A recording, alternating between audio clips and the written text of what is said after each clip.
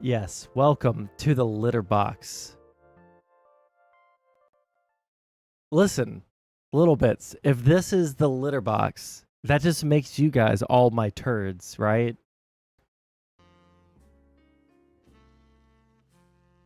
Oh my god, did I let the... did it really play to the very end?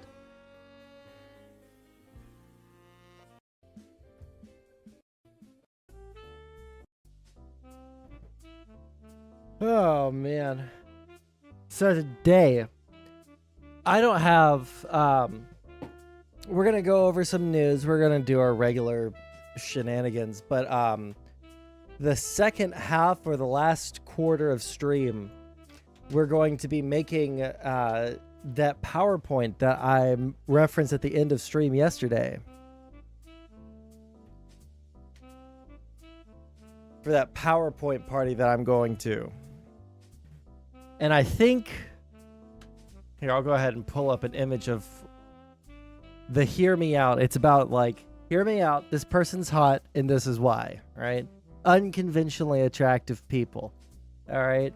Someone has chosen Adam Sandler. Another person chose Marilyn Manson, all right? I'm choosing...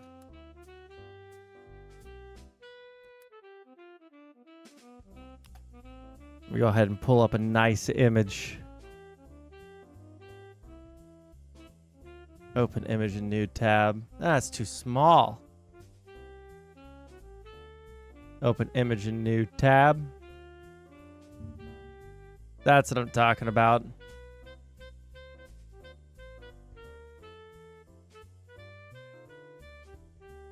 So everyone else is doing people like Adam Sandler. Everybody else is doing people like Marilyn Manson.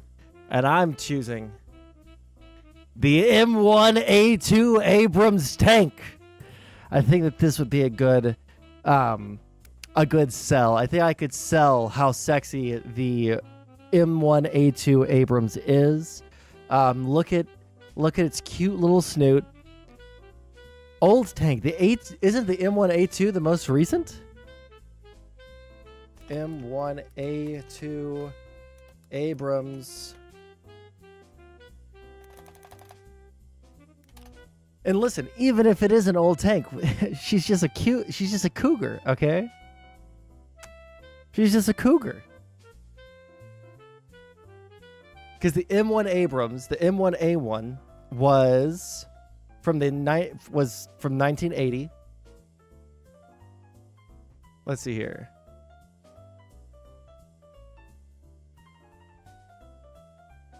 M1A2. Let's see if we can... Variants and upgrades.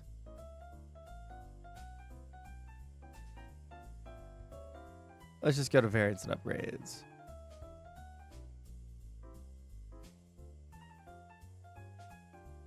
Yeah, this is our most recent one. That thing... Listen, this old girl is thick. Your girl may have a dump truck ass, but does she have the horsepower of a dump truck? Your girl may have a dump truck ass. She may be thick, but does she have how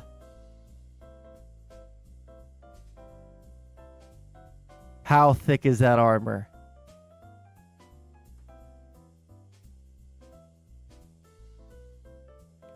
Specifications. Your girl may be thick. Oh, cool. It doesn't even give, like, the armor thickness, does it? Length, width, height, top speed, range, power, combat weight, main armament. Come on.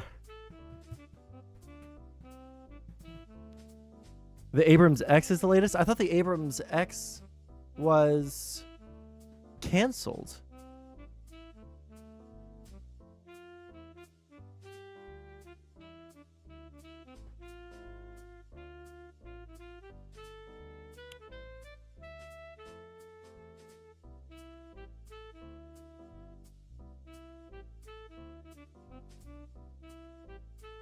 Maybe it's not canceled, but is it even combat ready? Well, maybe it's technology demonstrator. Uh-oh, are we gonna watch a video about the sexiest tank alive?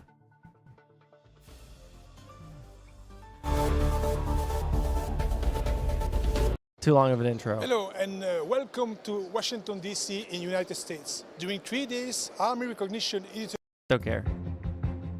Yeah, my name is Timothy Reese. I'm the Director of Business Development at General Dynamics Land Systems, and this is our Abrams X technology demonstrator.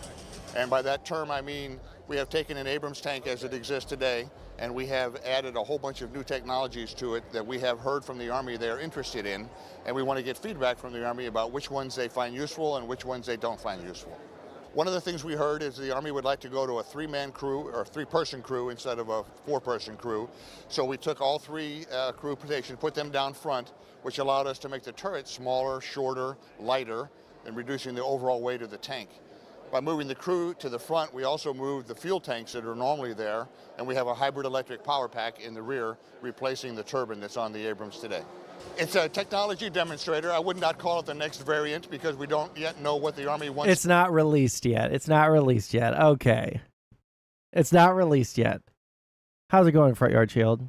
And each will make it an actual effort to watch that today, okay? Actually, I don't even know how many people we got watching right now. Let me go ahead and do this. I guess we'll... Oh, whoops. I almost accidentally leaked DMs opening up Discord. Would have been rough. Who sent me a friend request? Sick. Why did Sick send me a friend request?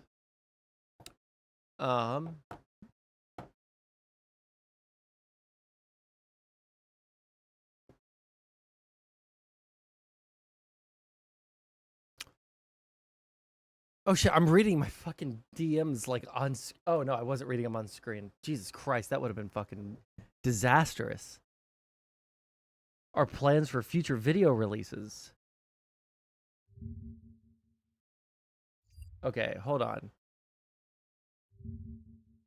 Okay, I'm like mostly stepping away from the drama stuff, right? Like in the background, I'm kind of like getting fact checks in, you know, little spurts from different people from my conversation with Tom.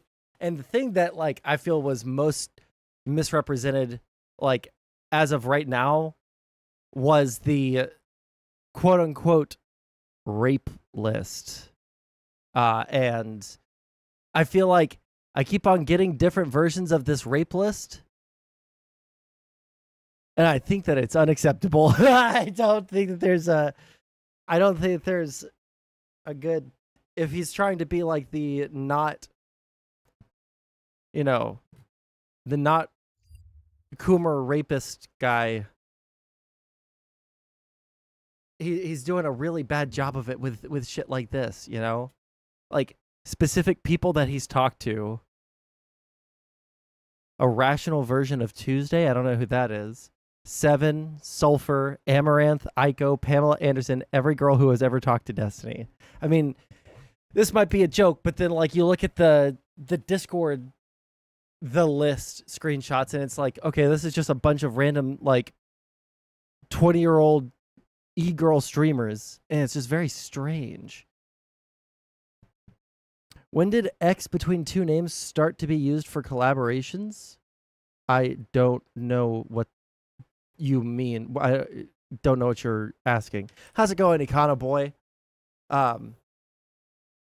Is Texas toast in Texas better than non-Texas Texas toast? Listen, all Texas toast is the fucking same. Anyone that tells you different is nobody. Like, listen. The only thing that I have tasted outside of Texas that is not the same as it is in Texas is going to be our barbecue and basically any Mexican food. Whether it's Mexican food or Tex-Mex, you're not going to get that very easily, at least in other states. All right? Tex-Mex is God's first gift to mankind.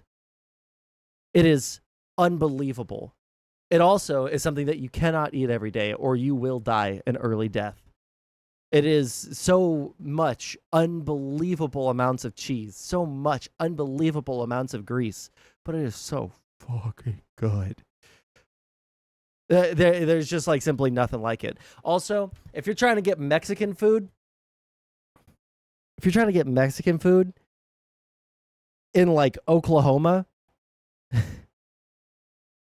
don't even try it, okay? Because when I there was one time that we had one unfortunate moment where we had to, when we were visiting family in Arkansas, we went up and through Oklahoma because it was faster to go that way that time because we were going to northern Arkansas. Man, let me tell you, we stopped by some place in Oklahoma. It was like a taco, like build your own taco place. The nastiest goddamn tacos you've ever had in your entire life. If you've ever had a real taco before, like a taco truck taco or like a Tex-Mex taco, it just doesn't compare. It's the same reason I can't fucking eat Taco Bell. I can't stand it. My girlfriend loves Taco Bell, which is very unfortunate for me. But man, there just ain't nothing like it, man. We have lots of Mexican and Chinese. That's about it. But you know what, Sieg? I want you to take a picture the next time you eat at a Mexican restaurant. I want you to take a picture of the food, all right? Because I've never had good Mexican food outside of Texas. Just never had it. When a collaboration happens, it's a name or brand name, X another name or brand name. When did that? I think it's just like always been the case. I think it's just like since before I was born, at least then, okay? Wait, hold on. Like Mr. Beast X Zaxby's? Is Zaxby's doing something with Mr. Beast? No way. Bro, I might have to eat at Zaxby's. Mr. Beast? Yo, what? The Mr. Beast box meal? What? Yo? It can't be real. But it's on their official website, and it has tater tots and fries. Bro. And it has, look, they're even looking out for you. It has your entire day's worth of calories in one meal. Jesus fucking Christ. And I bet you it's not even filling. Imagine thinking anywhere has better food than Houston. Listen, I'll say this. There's not a lot of tourist attraction to come to Houston. Like, what the fuck are you going to do? Yeah, like, actually, what are you going to do in Houston if you don't know people here or, live here? But if you are a food-oriented person, if you like to travel to places to have the food,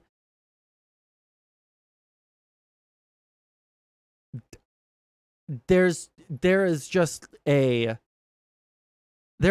food culture in Houston that is unbelievable. You can get any kind of fucking food that you want, any combination, any variation on the kind of food you want. You will see a combination of two kinds of food that you never thought needed to come together, and then you will eat it and you will say, God damn it, why didn't they always make it this way? Fucking Middle Eastern plus Mexican, or like Korean plus Middle Eastern, or like fucking, soul food plus Chinese. You just will never see stranger but strangely appealing combinations. There's an actually 50 IQ guy in my Discord who says NYC has better food.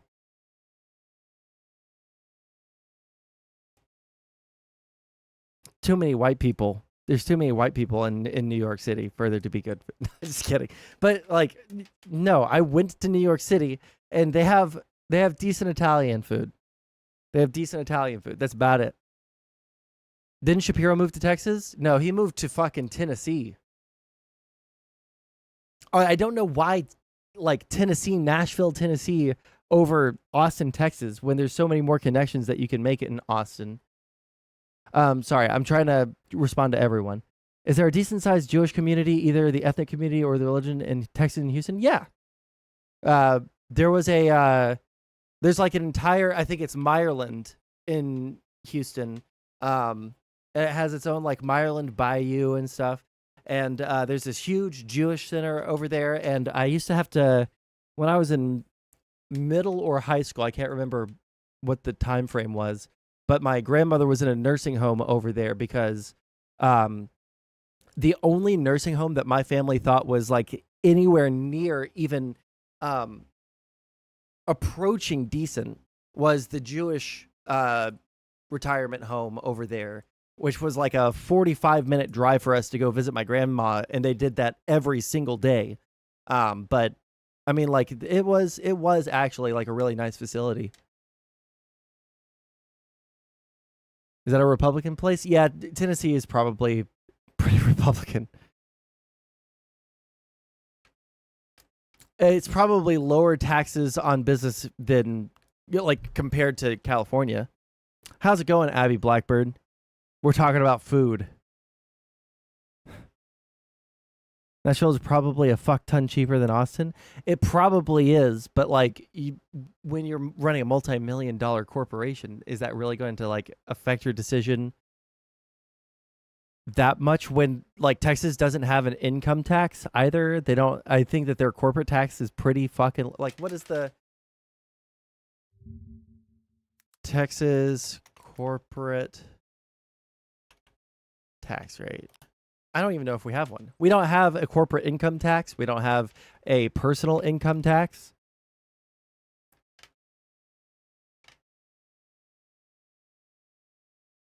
Oh, I don't even know if. Yeah, listen. Me, my family, we're too poor to own land. Okay. I mean, technically, I guess like if you own a house, that would be owning land, right? But not very much. I just made a brisket and sick ass salad. Bro, hold on. Take a picture of your brisket, post it in the Discord. We're gonna judge you right now. Now we're doing food judgment. All right.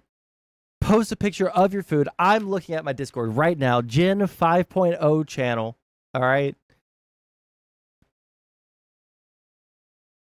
Yeah, post it pre-cut and after. I want to see the juices flowing out of that son of a bitch, all right? Just because the Daily Wire is based out of Daily Wire.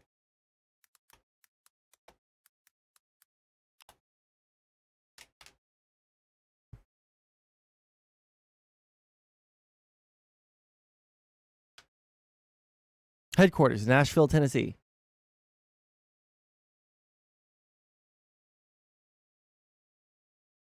Also, can someone please explain why there's a continual fight with Mantis in my Discord while we wait for this beautiful, beautiful picture of brisket? Do you wear shorts around the house like a proper guy? I never wear shorts, all right? Sondsol knows more about Ben than I do. Well, I the only reason I know that is because it was like a whole thing, you know? Uncultured? Listen, I personally don't like shorts. I don't know why. I've never liked wearing shorts my entire life. I live in Houston, and it's hot as fuck in Houston, and I still, throughout the entire summer, wear jeans. Don't like them. Couldn't tell you why. Just personal preference.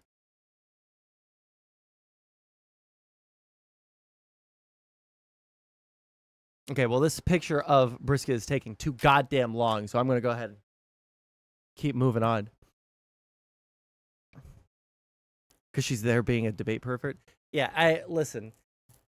I already have a running. I'm technically challenged. You're all good, man. It's not that big a deal.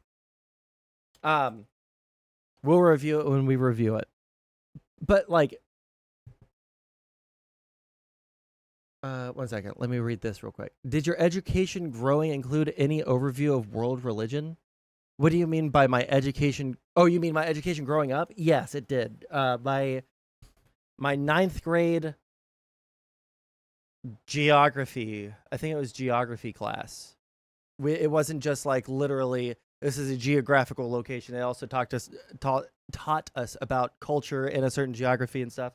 And there was a whole unit on basically every major world religion. And I think I had to do, we had like group projects, and let's see, what were all the religions we covered? It was like Taoism, Islam, Judaism, Christianity, Buddhism. I feel like there was one more. Zoroastrianism was one of them. Yeah, that was the sixth one. And we had 6 people groups. And I was supposed to cover, I think, fuck, I don't remember which one I covered. I think I covered either Christianity or Islam. I can't remember truly, because I ended up doing the other person's, most of the other person's job for them because I wanted a good grade. I came back and YouTube has started auto-playing a Coomer on my TV. Curse you, Andrew. Hey, that's what we're talking about. You can't fucking escape from a motherfucker. You can't get away from the nice, beautiful Coomer you see on your screen. Except I'm not really much of a Coomer. You mean Baha'i? What is that? Taoism? I think Taoism is a religion. It's just not it is like a secular religion, I think is what it is. How's it going, Moist Sack? Mantis also has a reputation to jump into a Discord after Tom is on to be a debate pervert and defend their honor, so it's just dumb and annoying. It is dumb and it is annoying, and I don't think that my opinion on her is going to change, especially the more that she tries to fight people in my fucking Discord about how the rape list is not actually a rape list. Isn't Dwight Schrute a Druze? I don't know, man. I don't know I don't care about people's religion. As long as they're not like shoving it down my throat or like everyone else's throat, I don't care about people's religion. I'm totally fine with anyone being any religion that they want. Psycho Mantis also reached her memory card, Metal Gear Solid. True, that's true. She's in our walls. All right. Let's see what this is. Take a look at this live look at the stock of the parent company of Trump's Truth. Also, remember, the second half or the last quarter of stream is going to be us doing, like, we're going to be making a PowerPoint, okay? And it's going to be over someone who is not conventionally attractive, all right? If you guys have someone that would be funny, it doesn't have to be a real life person. It could be a character. It can be a cartoon character.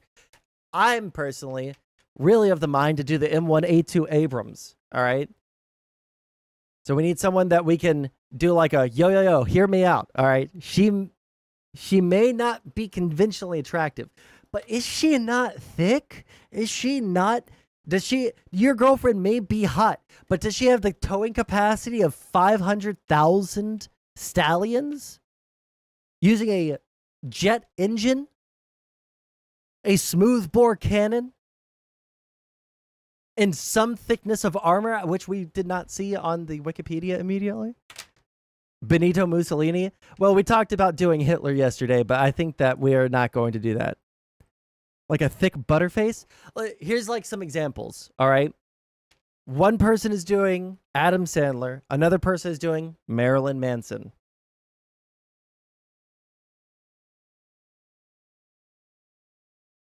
Someone suggested that I do Gypsy Rose Blanchard. Is it Sonserver? It is Sonserver. I think we're getting brisket pictures, guys. I almost said photos 3 times in the wrong spot. Mao? I just don't think that I can do like I think I want to stay away from like the political people, okay? I would do Trump. Tony Soprano? You know, it's really funny that you say that. Someone chose Tony Soprano. Someone did choose Tony Soprano. Which is absolutely where post just the Gen 5.0.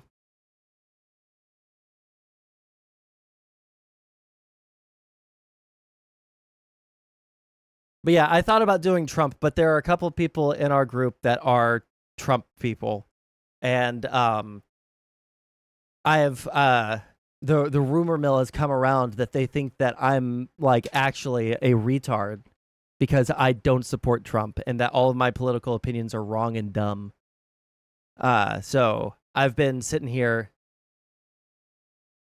We need Trump in a jockstrap on the casting couch. I don't think we actually need that. Actually, I feel like if you ever bring up that mental image ever again, I think I'll ban you instantly. That's actually the most catastrophic fucking psychic damage I've ever received in my entire life. Please never fucking ever bring up that mental image again. Actually, you know, I'm going to. I can't even delete it because yes, I can. We're going to remove that comment so I never have to fucking see it again, dude. Jesus fucking Christ, that's so fucking horrible. I hope you feel fucking ashamed of yourself, you degenerate fucking piece of shit.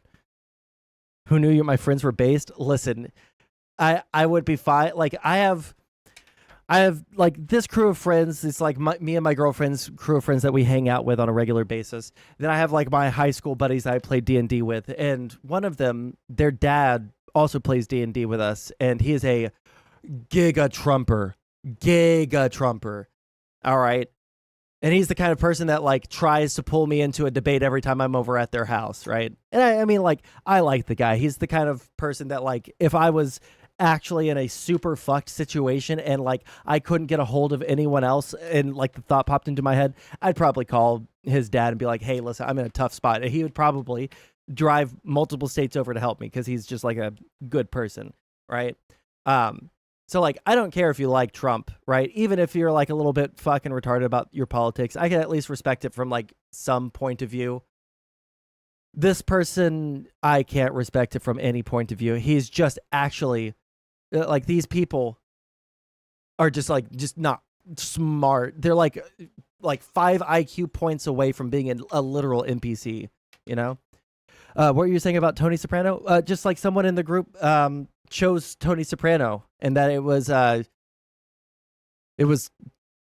that's rough. That's rough to be your, like, you know, problematic attraction.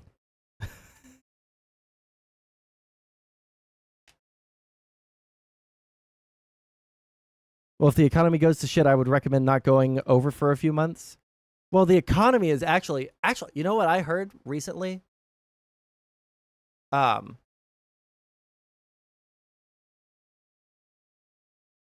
Just go to my, I think I listened to this yesterday evening, so it shouldn't be that far down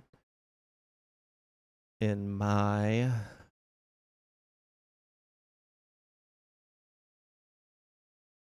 battleground states are swinging Video today is Thursday, Biden. June 20th, 2024, and today we are going to be talking about the 2024 presidential election and how swing states in the battleground states have been shifting towards President Biden pretty consistently across a significant bullshit I mean, dude's just using the exact same information that you or I have access to, and he's like a Harvard educated pollster who is not, he might be biased towards Biden, but until I think this week, he's had Trump as the favorite to win the election.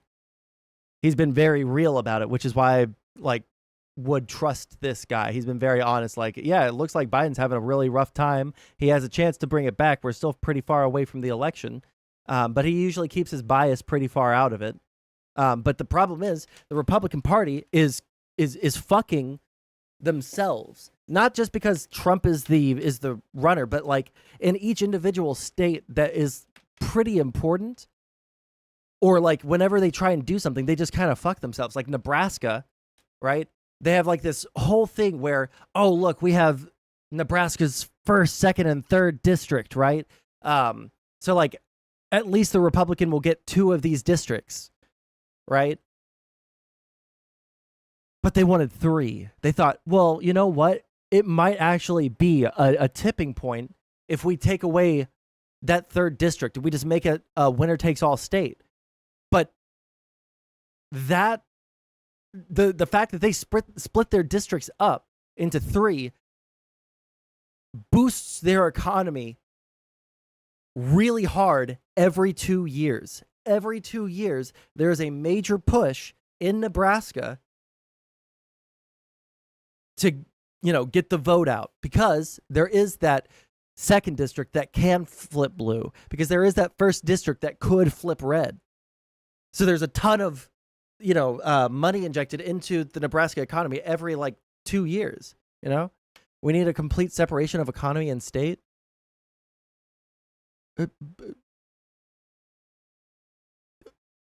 I don't understand what the fuck. The government isn't injecting money into the state. The parties are injecting money into that state to hire people, to buy advertisements, et cetera, et cetera, et cetera. Have ground game, right? That's what the economy, that's how the economy is getting boosted, especially like close to the election when there's a lot of people like traveling to and from those places to like do meetings in Nebraska because it's now like a politically important place. You have increased economy with your with travel and all that stuff. Like, this isn't economy and state in the way that you're talking about. This is just like, because something important is happening in an area, more money is flowing to that area. And the Republicans tried to screw the Democrats by melding all three of the districts together and making it a winner take all. And then half the Republicans said, yo, this would be absolutely fucking horrible for my constituents. I can't back this. So half the Republicans in Nebraska ended up, going back on something that they had voted for previously.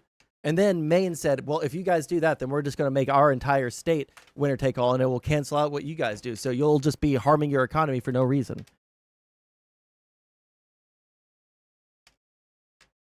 Regardless, I don't care as much about these polls. Do you have any substantive news to talk about or ideology? Well, I mean, like, this is substantive news because it's polling shifting away from Trump and to Biden, when the narrative has been that Biden has no chance to win for like 8 months. And now we've seen slipping in Trump's numbers consistently across all of the states that are important for both. Really?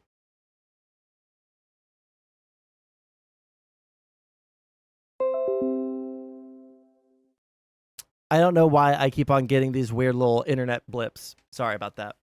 But yeah, like this is right here, substantive. This is substantive.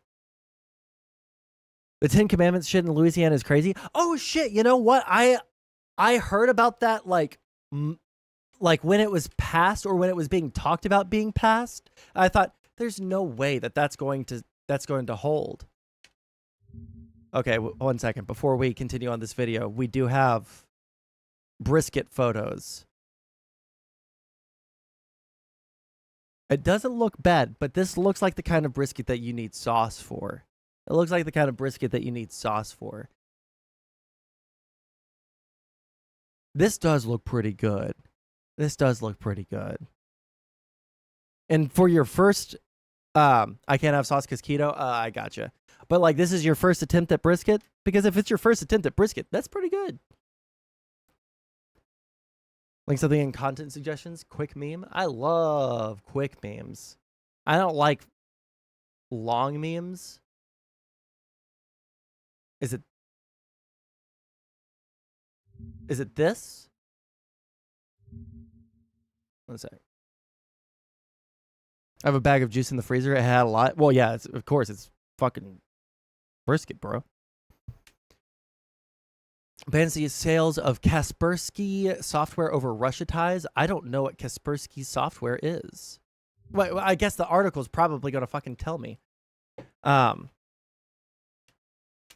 The Biden administration on Thursday announced plans to bar the sales of antivirus software made by Russia's... Oh, God, it's antivirus software.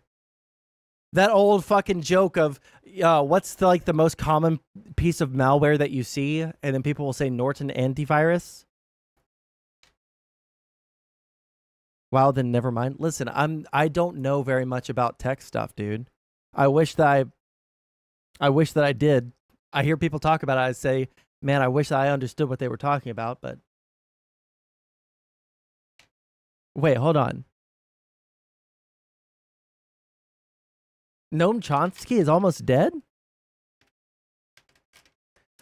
Sondsol doesn't know what antivirus software is. Well, I have malware bytes because that's the only one that I know.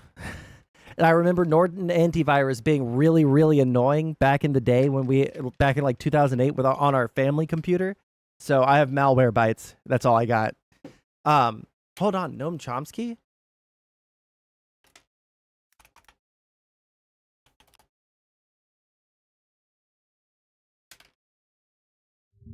Oh, hold on. This was 2 days ago.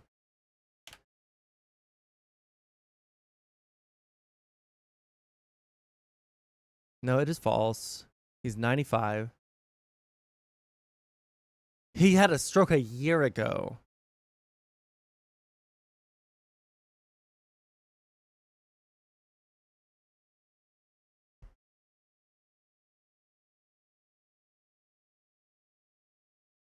Huh.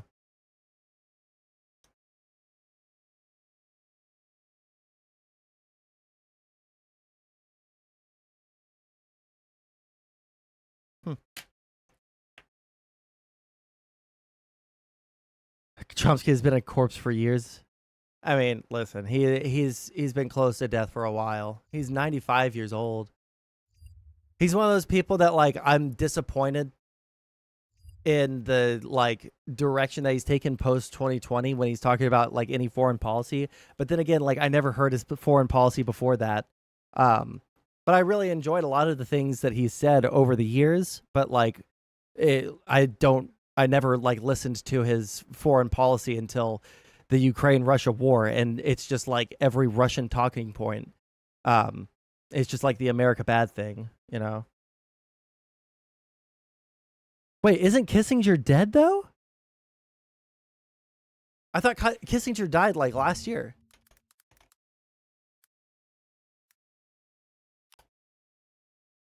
Yeah, he died November 29th last year.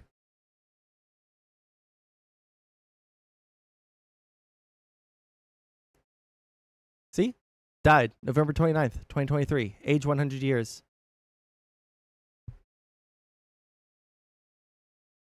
I haven't listened to his Yugoslavia takes. I also haven't listened to any Yugoslavia takes. I don't know goddamn anything about that. Oh, he'll try to live longer? Okay, well, he should, because Kissinger is also not a great person. All right, let's keep listening to this for a second. Significant number of states that are expected to be some of the closest in this upcoming presidential election. Now, earlier today, I talked to you about a brand new Fox News poll that showed President Biden in the lead for the first time since October of 2023. It was a significant victory, one that led to ultimately the 538 average for the first time of the entirety of this year. For the past 6 months, President Biden has been losing to President Trump on the national average. Now today, on the 538 numbers here, President Biden has finally reclaimed the lead. And while the advantage here is minimal, and I mean the narrowest it could possibly be, it indicates something that is closer to a trend rather than just an anomaly on the national level. This increase in national polling is in conjunction with an increase in statewide polling. And what we're going to be taking a look at today is the race to the whitehouse.com trend line over the past couple of... And to be, just so we can like kind of follow along, let's go to the one from yesterday was better. I think that 538 was probably easier to follow along with.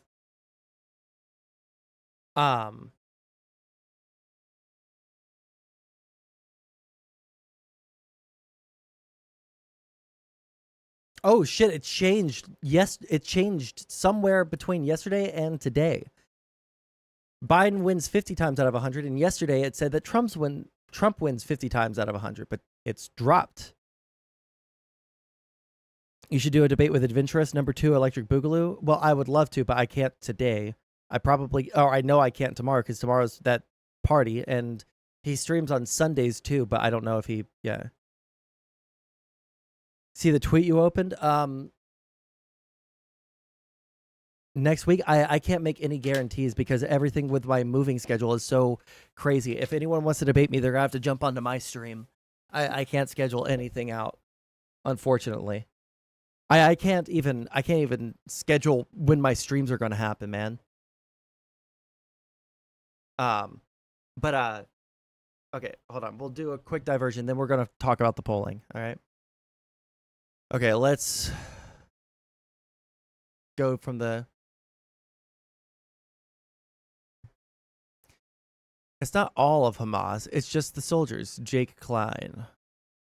What an insanely deranged thing to create and tweet at me. I can't even imagine what it would be like to be a person with enough animus and time to do this, but apparently that's the type of fans Destiny attracts. Oh, what is the... Okay. Good opportunity to plug my debate response video and what I actually said, which is that you can't deduct from the suicidality of jihadist terrorists that the Palestinian people en masse love death more than Israelis love life, and that it's counter-evolutionary and dehumanizing to believe this. Wait, I don't understand. What the fuck did he just say? And what I actually said, which is that you can't deduct from the suicidality of jihadist terrorists that the Palestinian people en masse love death more than Israelis love life, and that it's counter-evolutionary and dehumanizing to believe this. I stand by this view fully and completely. Okay. I stream every day if you want to talk about this. People like you shouldn't be advocating for either side of this conflict. You don't understand enough to responsibly speak on the issue.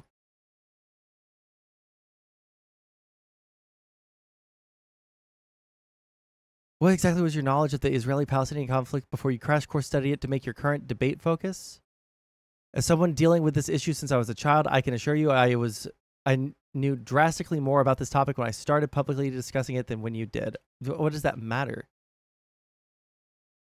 I'm not going on your stream because I can't talk as fast as you, and I don't debate for sport. I debate to educate and attempt genuine dialogue. When I'm improving as a speaker, I'm a much better writer, and to that end, I'm putting together a Twitter thread to respond to what you said about me on your stream yesterday. I'll tag you when it's out and encourage you to refute anything that you think I got wrong.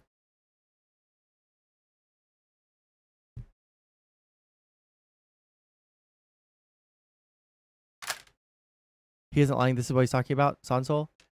Oh, fuck. I have all of my chats open over. Let me see here.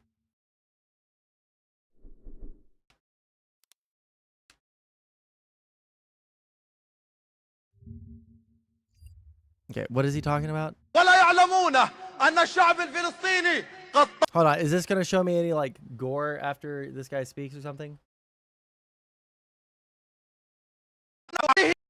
ولا يعلمون أن الشعب الفلسطيني قد طور من موته ومن بحثه على الموت ولذلك أصبح الموت عند الشعب الفلسطيني صناعة تجيده النساء تجيده كل من في هذه الأرض يجيده الشيوخ. When was this when is this from? يجيده المجاهدون ويجيده الأطفال لذلك شكلوا دروعا بشرية من النساء والأطفال والشيوخ والمجاهدين ليتحدوا بذلك. Wait, I thought that the mujahideen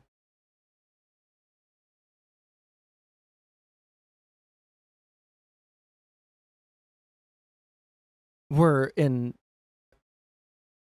Afghanistan and Pakistan. Oh, how's it going, Dank Brandon?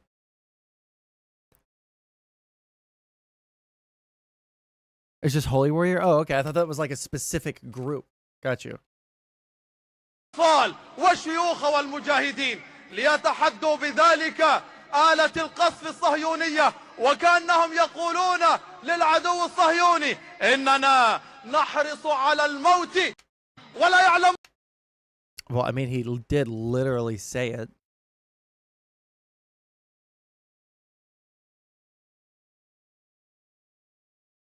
Yeah, I mean, like, that's like the... Huh. Okay. Now we're going back to the polling stuff, okay? What part were we at? Oh, yeah. So this is going to be like the, you know,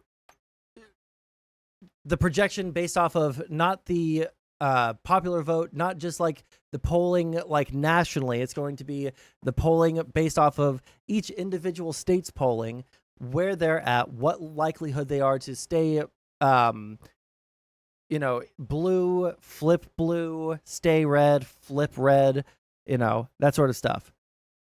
Armenia is recognizing Palestine. What are the borders of Palestine? They recognize a Palestinian state, but what is the state? Where is the borders?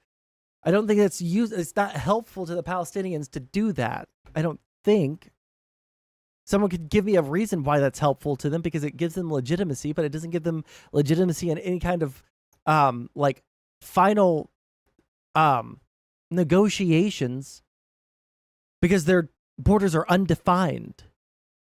Nobody agrees on what the borders are. So what does it do to recognize a Palestinian state when there aren't even borders that are defined? Maybe it's helpful, but I just don't know. Maybe your lack of wanting integrate ideology is one of those things where if you don't get it, you'll never get it. Instead of missing the forest for the trees in politics, consider reflecting on I don't understand what you mean. Wanting integrated ideology. No, I used to want to integrate my ideology into my politics.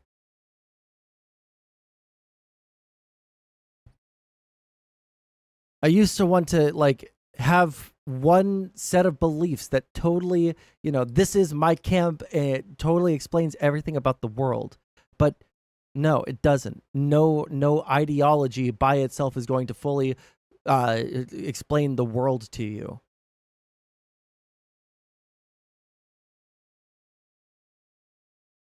What is the forest in this analogy, and what is the trees? Are the trees individual issues and the forest is like the entire world? No, I used to think like you, that like an ideology gives me a whole world view that gives me answers to basically any question, but it doesn't. I guess liberalism is my ideology, but I'm not sitting here oh, I can't wait to tell everyone about liberalism today,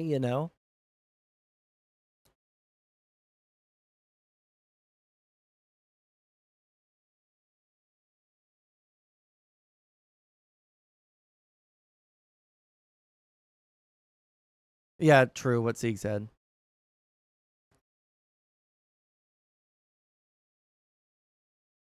In the conversation with Arch Warhammer, there was a libertarian YouTuber in there. No, I don't think he was a libertarian YouTuber. I think that he was his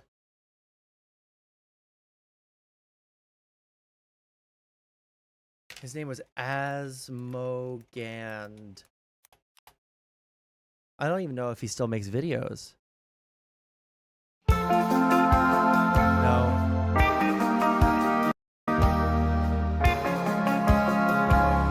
Stop. Asmogand. He's a small... Oh, did he delete his YouTube?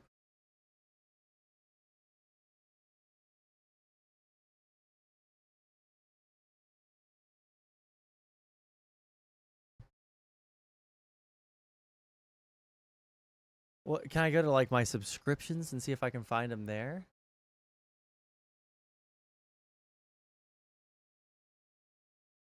Subscriptions. Click on that.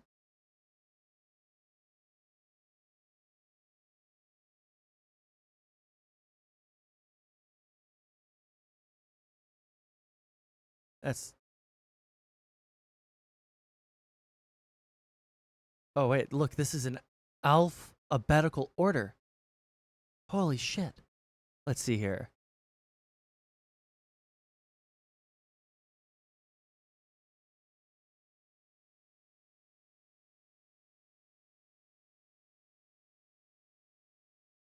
Oh shit, he might have deleted basically everything.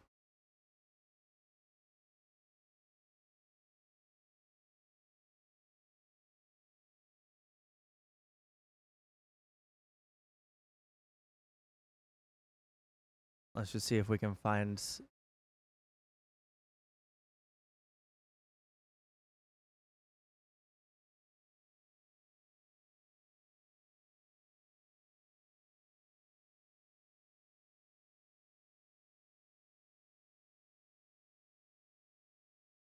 Holy shit, I forgot about this guy.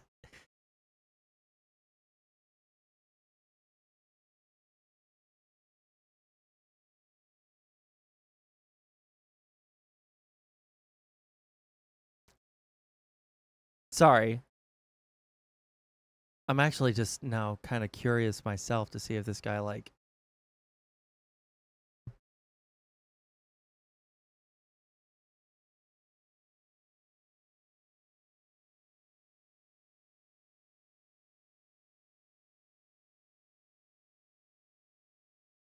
Huh.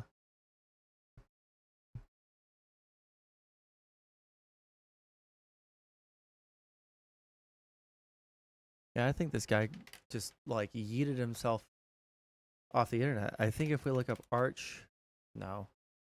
Wait, why is it continuing to go down?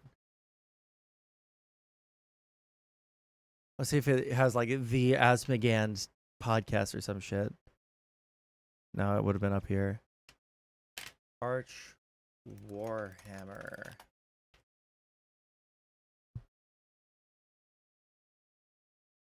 How's it going, Bones?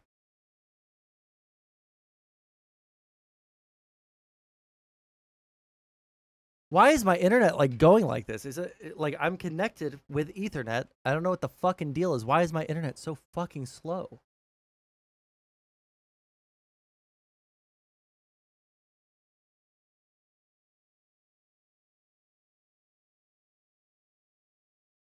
Hello?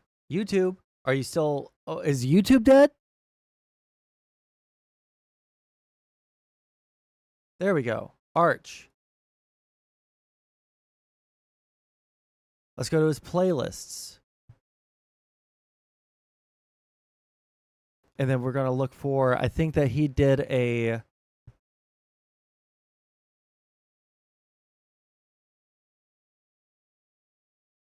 Where is his...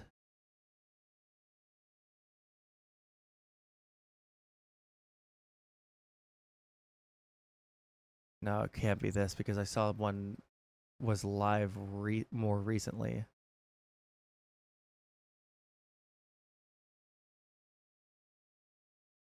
They had like a D&D game on stream, I thought.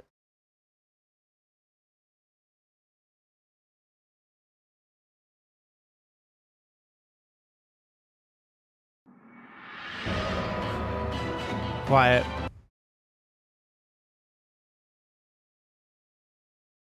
Okay, yeah. Sorry, I've come to the end of caring.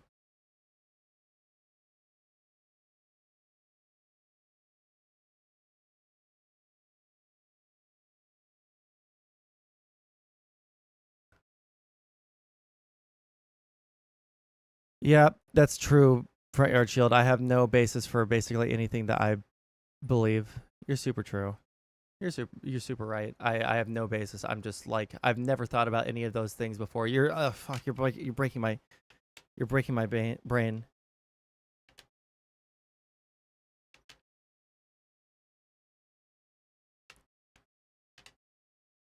Sorry, I didn't look at chat the entire time. I was just super curious because that guy he got so upset at me afterwards because like I told him like, hey, I'm gonna like push back on him. I'm gonna like I want to like have a conversation with him because I disagree, right? Like we can be chill about it. And I think I was chill. And Tron, you can tell me if I was chill in the conversation. I don't think I like soyed the fuck out at him at any point. But oh, you know what? I just had a fucking memory. Ace. 1984 or something like that. No, 1917.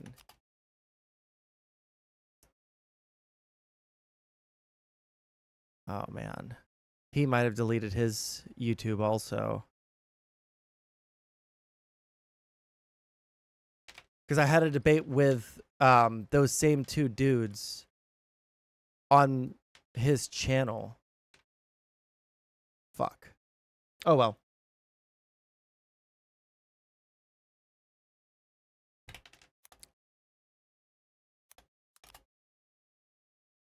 Oh no, he's still up. It was 1918.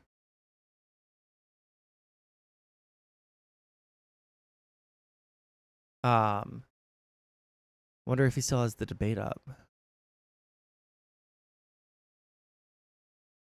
Man, he puts out. Wait, how many views does this guy get? How many subscribers? Oh, okay. He blew up a little bit. Good for him. All right, we're gonna do the old thing. Oh, does you too chill? You are all like, I don't think Muslims are all rape monsters. That's funny as fuck. Here, let's look up Sondsol. See if he. Wait, hold on. Ace Ludus.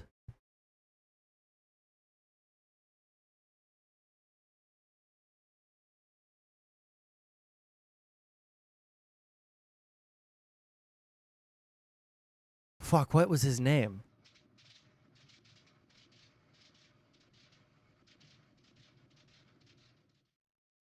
All right, we're recording on my end now. Alrighty. Yeah, if you want to go ahead and introduce yourselves to my chat. Hello, everyone. I am Ace1918. Wait, why? I'm not embarrassed about saying I don't think Muslims are all rapist monsters. I think that's a pretty base statement, personally. I don't. Do you have a copy of this debate? I'll have to see. When was this posted? In September 16th of 2020. Bit of a YouTuber, admittedly, although mainly focus a little bit on history as well as. The smallest 40. 1 second. And I am Ludus Infinium. I am probably the smallest. Ludus Infinium was his name.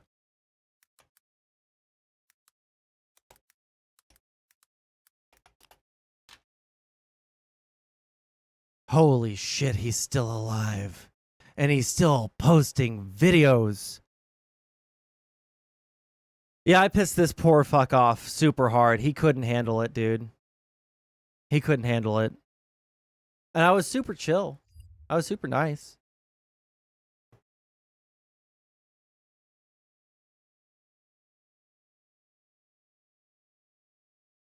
Shooting in Fordyce, Arkansas? Bro, I was literally just there. Hold on.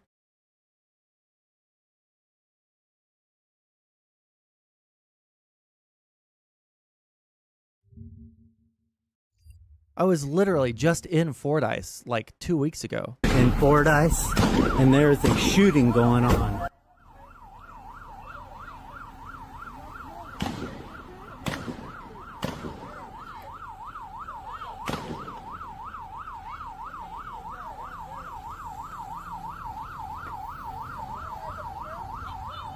There's somebody lying in the parking lot, shot. And you're just walking around? Here.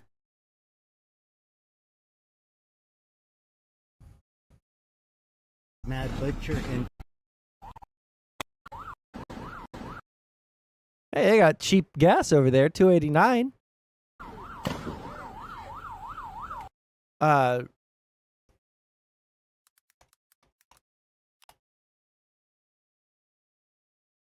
Oh great, another mass shooting. Fun. We're following breaking news out of Arkansas. Police are on the scene of a mass shooting outside a grocery store in Fordyce that is just about an hour. I would doubt that this is a like politically motivated shooting only because Fordyce, Arkansas is like it's like nothing.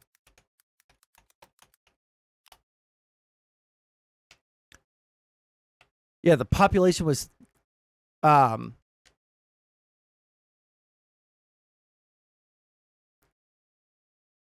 3,396 people in that town. So like if you're going to go and do a shooting,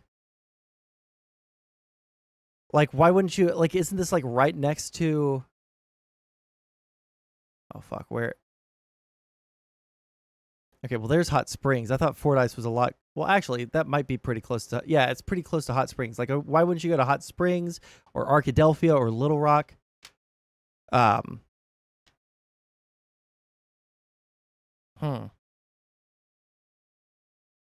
Yeah, I don't know.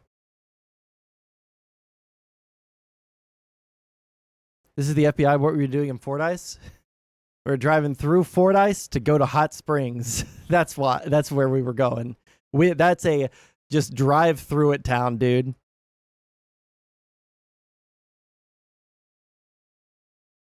forbidden archive, the black archive. True, that's what we are.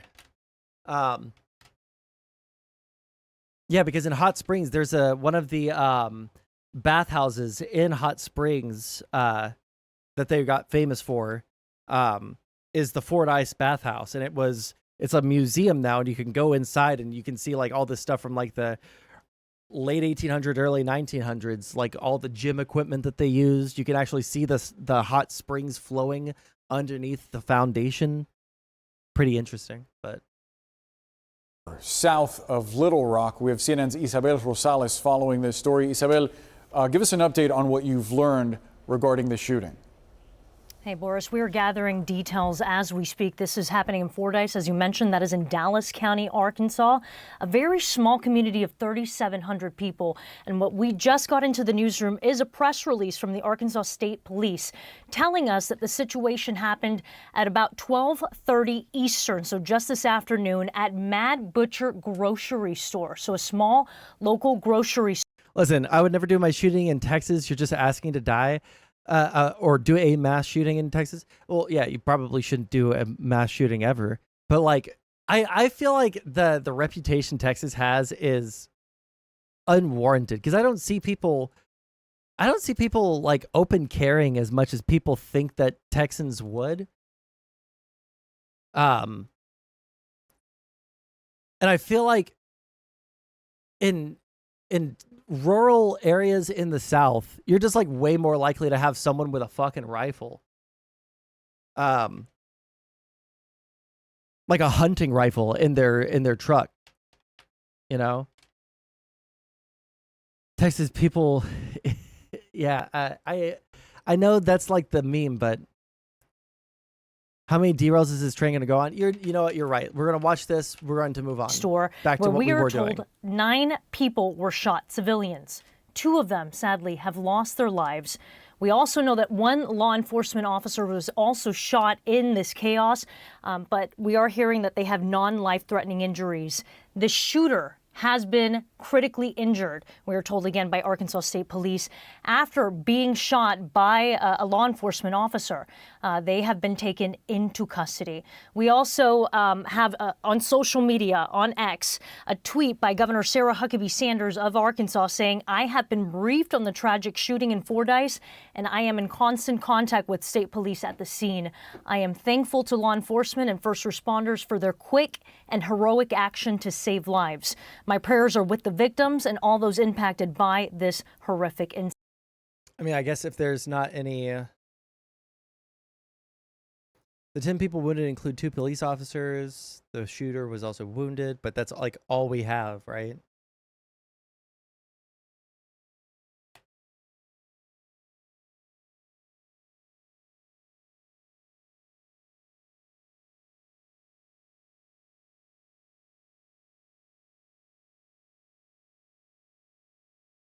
The meat manager at the Mad Butcher came into the store with a shotgun.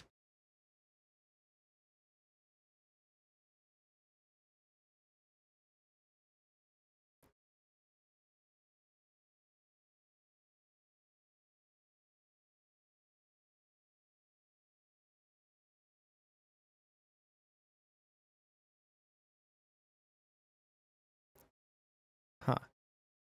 Well, I guess we'll wait for more information.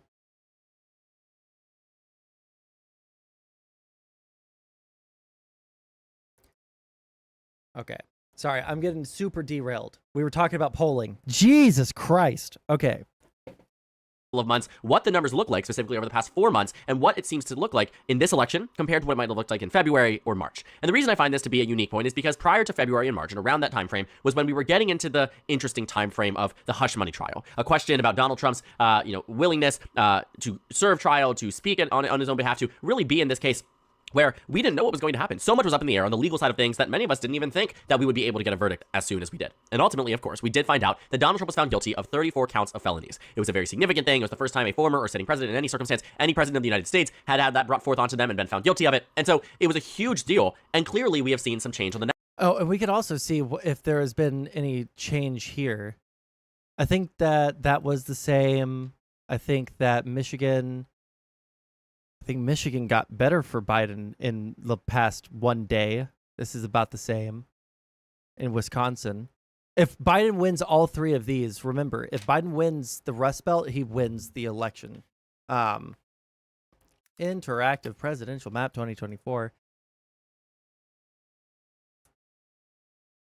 Is this the same map that I made yesterday? Hold on, reset map. Yeah, so like Democrats 226, Republicans 235, right? Even if Trump were to win all three of these states, he would be at 268. If Biden won,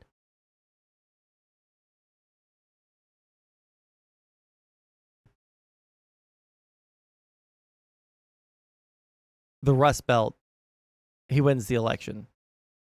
I think it's personally hard to believe. I think that Nevada is going to go blue, so I think it'll probably look something more like this. I think there's a possibility. I don't know what the Real Clear Politics idea is here. 62 to 38. I think that that's going to narrow up because the guy who's running for governor in North Carolina as a Republican is going to affect the entire ballot, but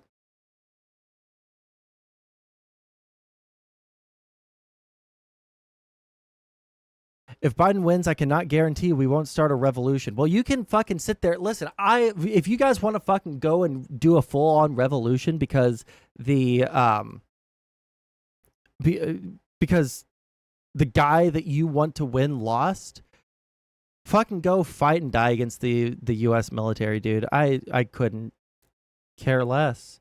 I think it's like bad for the country, and I think it's bad for like the people involved, and it's sad that people like you are so unbelievably brainwashed by the military as right-wingers. Okay. Yeah, I shouldn't even... I should, like, every time I'm going to talk about, like, a topic, I need to just, like, ban Front Yard Shield until we are done talking about said topic, because that's so fucking stupid.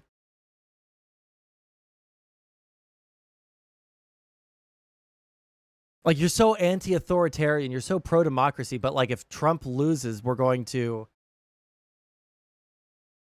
overthrow the government because Trump lost. Like, you don't care about anything except for winning. That's all you care about. Yeah, also, the military didn't help Trump in 2020. And he was in charge of it. The military is loyal to the Constitution. They are not loyal to a particular person. People who don't support Biden don't necessarily love Trump. Yeah, but because the guy that you don't like won the presidency, you're going to do a revolution? Go for it, champ. I don't give a fuck. Like, if that's what you're like, if that's the way you want to go out and that's the principled stance you want to take, like, go for it. Sure.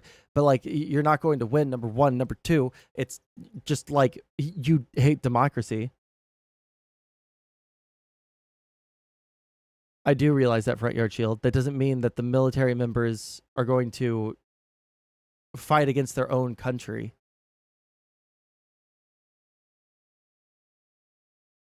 So, anyways, let's keep watching the video. National level following the conviction. But this trend here, I think, going back to prior to what we saw when it came down to national headlines about the trial here, statewide headlines about the trial, some more recent moves show up. Please stop quoting like numbskull fucking streamers at me who talk about we're in a constitutional system. Like, you think he's like living in Tom Clancy land, where like there's conspiracies upon conspiracies upon conspiracies. Stop giving me the opinions of people that don't know as much as I do.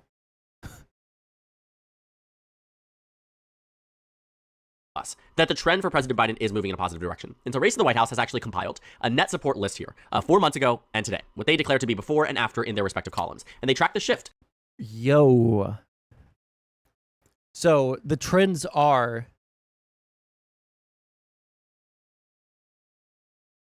shifting Democrat in every single place except for Pennsylvania, which seems hard to believe given the thing that we just looked at that said that Biden was favored.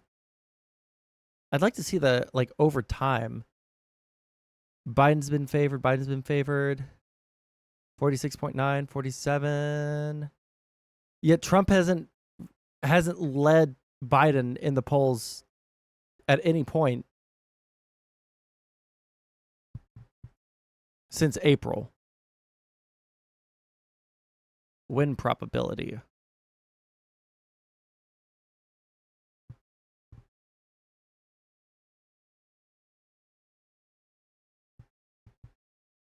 How do you know he doesn't know as much as you? Because I talked to him.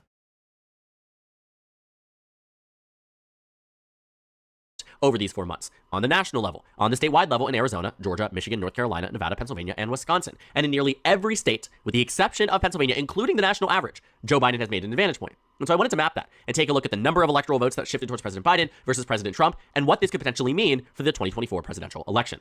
Now, the numbers here are not significant enough to say that we have seen such a large shift that this has completely changed the way we look at the election. But it does, however, change the way we can look at individual states, which in part makes up a huge chunk of the electorate. When you're looking at states like Arizona and Georgia and Michigan and North Carolina and Nevada and Pennsylvania and Wisconsin, different things impact those regions of the country very differently, right? You are talking about certain things that might matter to voters in Arizona that don't matter to voters in Pennsylvania.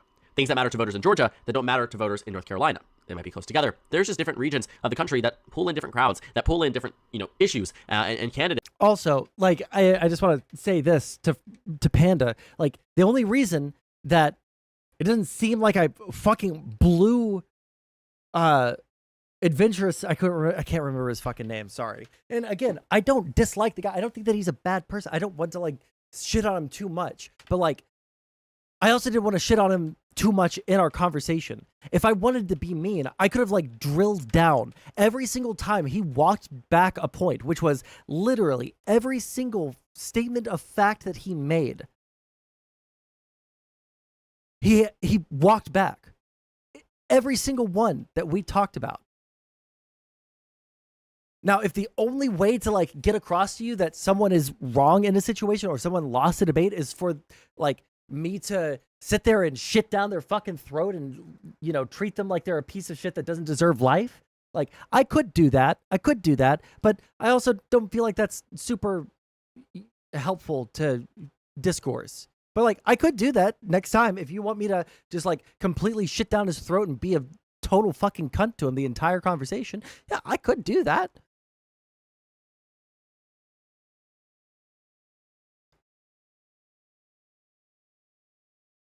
Yeah, don't do that. But again, I could have bullied the fuck out of him for every single point of fact that he brought up. If you are wrong on every single factual basis, why the fuck would you think that this guy has any kind of credibility in making a prediction as to what's going to happen tomorrow or the next day or in 3 months or in 6 months or in a year, 2 years, 5 years? That's in different types of styles of campaigning, whatever it might be, they are fundamentally different. And so it is an always interesting thing to pick up on when there seems to be one consistent trend in favor of one candidate here. And that's what we're going to be exploring. And so on the map here. Play the short clip and suggestions for... Hold on. Opening this window. One thing I've learned, President Xi of China, he's 100%. Putin of Russia, 100%. Kim Jong-un, by the way, whatever happened to that war we were supposed to be in? Kim Jong-un of North Korea, 100%. These people are sharp and they're smart. Joe has lost it. In his best day, he wasn't a smart man. Everybody knows that. Wait, what? He wasn't a smart man. Everybody knows that. Joe has lost it. In his best day, he wasn't a smart man. Oh. Everybody knows that. But Joe is gone. If he wins, the radical left will be running the country. They're addicted to power, and God help us if they get it.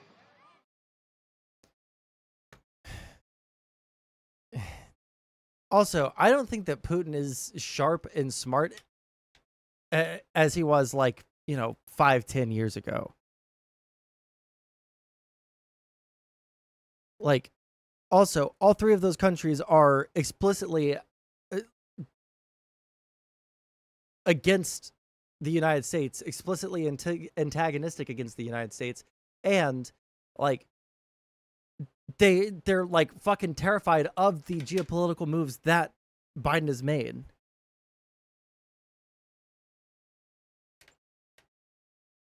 No, I understand what his effect is. His effect is he's very confident. He's very confident, and he knows a lot about the conspiracy theories so that he can lay out the entire fucking story about like why Joe Biden is a like pedophile, adrenochrome drinking, you know, felon who used his son to enrich himself, you know, massively through money through Russia. Like, yeah, if you know a lot about the conspiracies, then you can very confidently speak about that. But that doesn't mean that you are right. Okay. You know what? I'm actually like we're so far back on the polling stuff. I can't even finish the segment.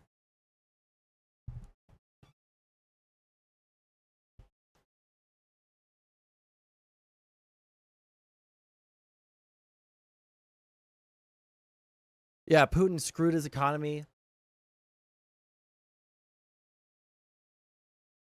Yep, Trump will win. Tron. You can cut that up into whatever you want.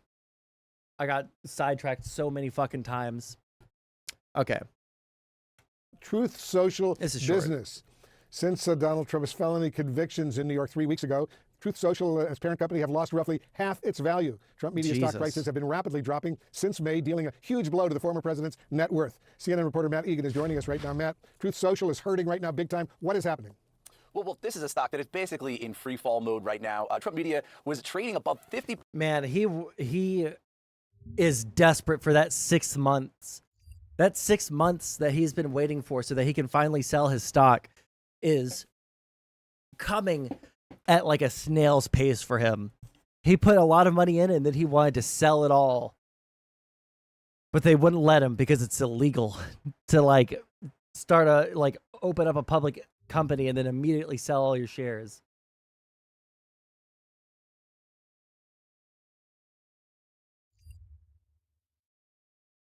Bucks as recently as May 30th. Of course, that's the day that Donald Trump was convicted here in New York. And within seconds of that conviction, we saw the stock price plunge, and it's just snowballed. Since then, this company has now lost over half of its value in just... Dude, I should have short stocked or short. I should have shorted the stock, dude. I should have shorted the stock. I could have made so much fucking money.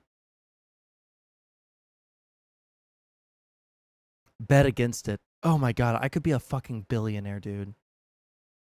Just 3 weeks. It's staggering losses. The spark for this week's sell-off was the fact that regulators gave a green light to investors who own what's known as warrants to buy extra stock in this company. It's a move that could allow Trump Media to raise extra money, but it's also going to water down existing shareholders, and that has spooked some investors. I don't want to assign too much logic here, though, to the stock moves, because remember, experts have said that Trump Media is basically a meme stock. It is trading on hype and momentum, not fundamentals. It's valued in the billions of dollars, even though it generates very little revenue. Now, no matter the cause, this sell-off has wiped out a huge chunk of the value of the stock of the company's chairman and leading shareholder, Donald Trump.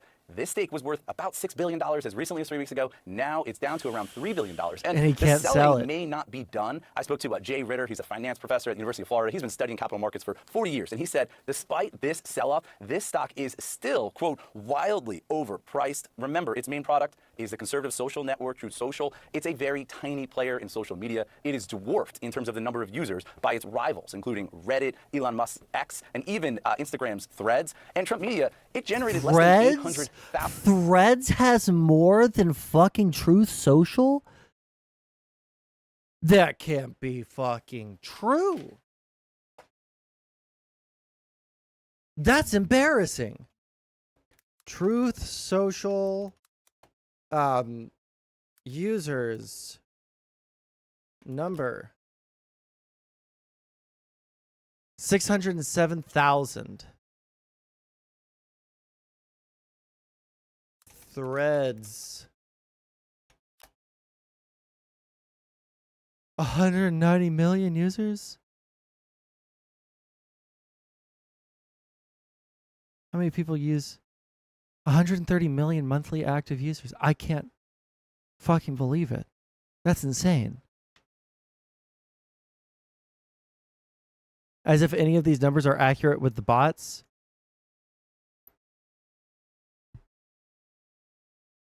Do you think Threads is full of bots?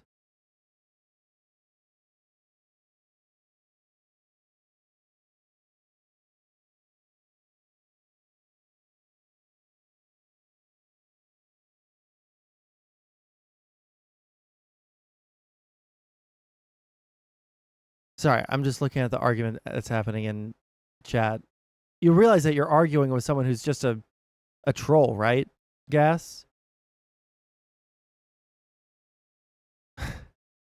You're not arguing with someone who has strong opinions on anything. They just try and trigger me all the time. $1,000 in revenue in the first quarter. That is very tiny. Normally, a company with that kind of revenue is valued in the millions of dollars, not the billions. Wolf?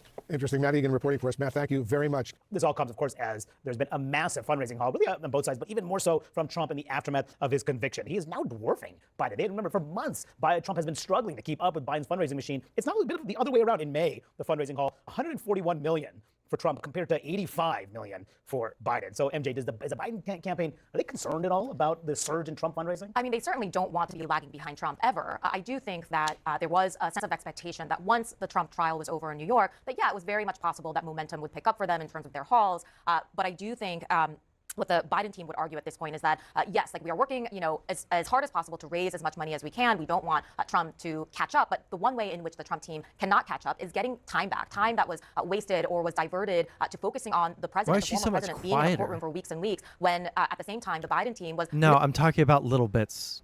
really trying to lay the grounds, the foundation for having a traditional campaign in place to really hit the ground running in the general election. I think they would argue that that is something that the Trump team can't compete with. It's interesting because part of this big fundraising haul came from billionaires. In fact, 19 million. Michael Bloomberg, the former New York City mayor, to helping out Joe Biden's campaign to the Biden Victory Fund, and to Tim Mellon, who's a reclusive billionaire and heir to a banking fortune, $50 million to a pro-Trump super PAC. This has been a shift. You see these billionaires, even more so, open up their wallets to Trump recently. It took them a while in 2016. Here they're getting there sooner, and the key moment seems to have been the conviction, because we saw a huge influx of both individual donors and also some of these billionaires coming off the sideline. Also, the widow of Sheldon Adelson as well, talking about putting a lot of money in.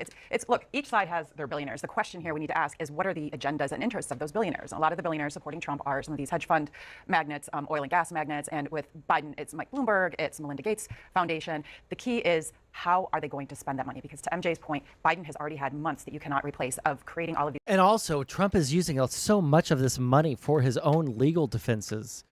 Failed legal defenses so far. And I don't know how much more he needs to spend on it, These grassroots offices across the country, when we all know that advertising dollars are worth less and less in this fragmented environment. So even if the Trump campaign pours a lot of this into advertising, it's hard to say that this gives him a big advantage or even brings them to parity because of all the investment that's been made already by the Biden campaign. How much is the Trump campaign relying on billionaires? I just want you to look at this graphic on your screen. Billionaires backing Trump. This is all from someone who's at $47 billion in net worth, as Jeff Yass, all the way down to John Paulson with a paltry $6 billion there. I'm being sarcastic if you couldn't tell, but significant amounts of money. Damn, I've not heard of any of these fucking people. Who are you?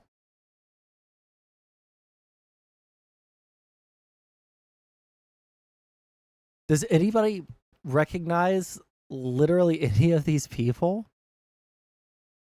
These are the people backing Donald Trump. So, I mean, he obviously is going to be well-funded heading this campaign. What are you hearing? Yeah, I mean, I think it definitely shows the transactional nature in which Trump approaches fundraising. He's made lots of promises to billionaires in these private meetings, saying, for example, that he's going to roll back Biden's environmental regulations. And I think what we're seeing is some of these billionaires backed away from Trump shortly after the 2020 election and spoke out against his efforts to overturn the election results. But I think we're seeing, obviously, a shift here. And that's in large part, I think, because of their own agendas and the hopes for the 2025 to see the tax cuts reenacted at the end of 2025. That's what you hear oftentimes. It's someone will put aside their personal differences. We'll talk about the policy, and for some of these billionaires, it has to do with tax cuts.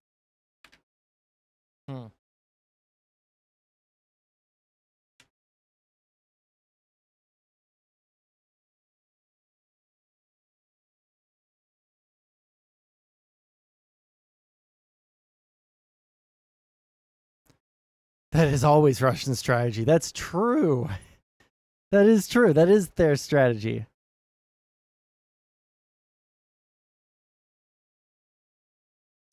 All right.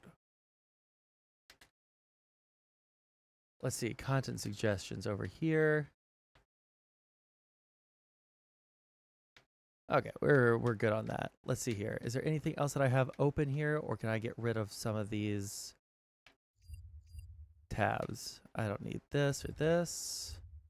Don't need that. I think we're good there. I think we're good there. We don't need this.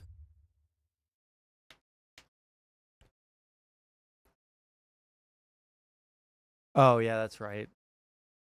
Let me go to our DMs. All right, we're listening to it at an unbelievable speed, okay? I apologize to everyone in advance. I'm also going to play a game. Russia has plenty of people to throw into the meat grinder.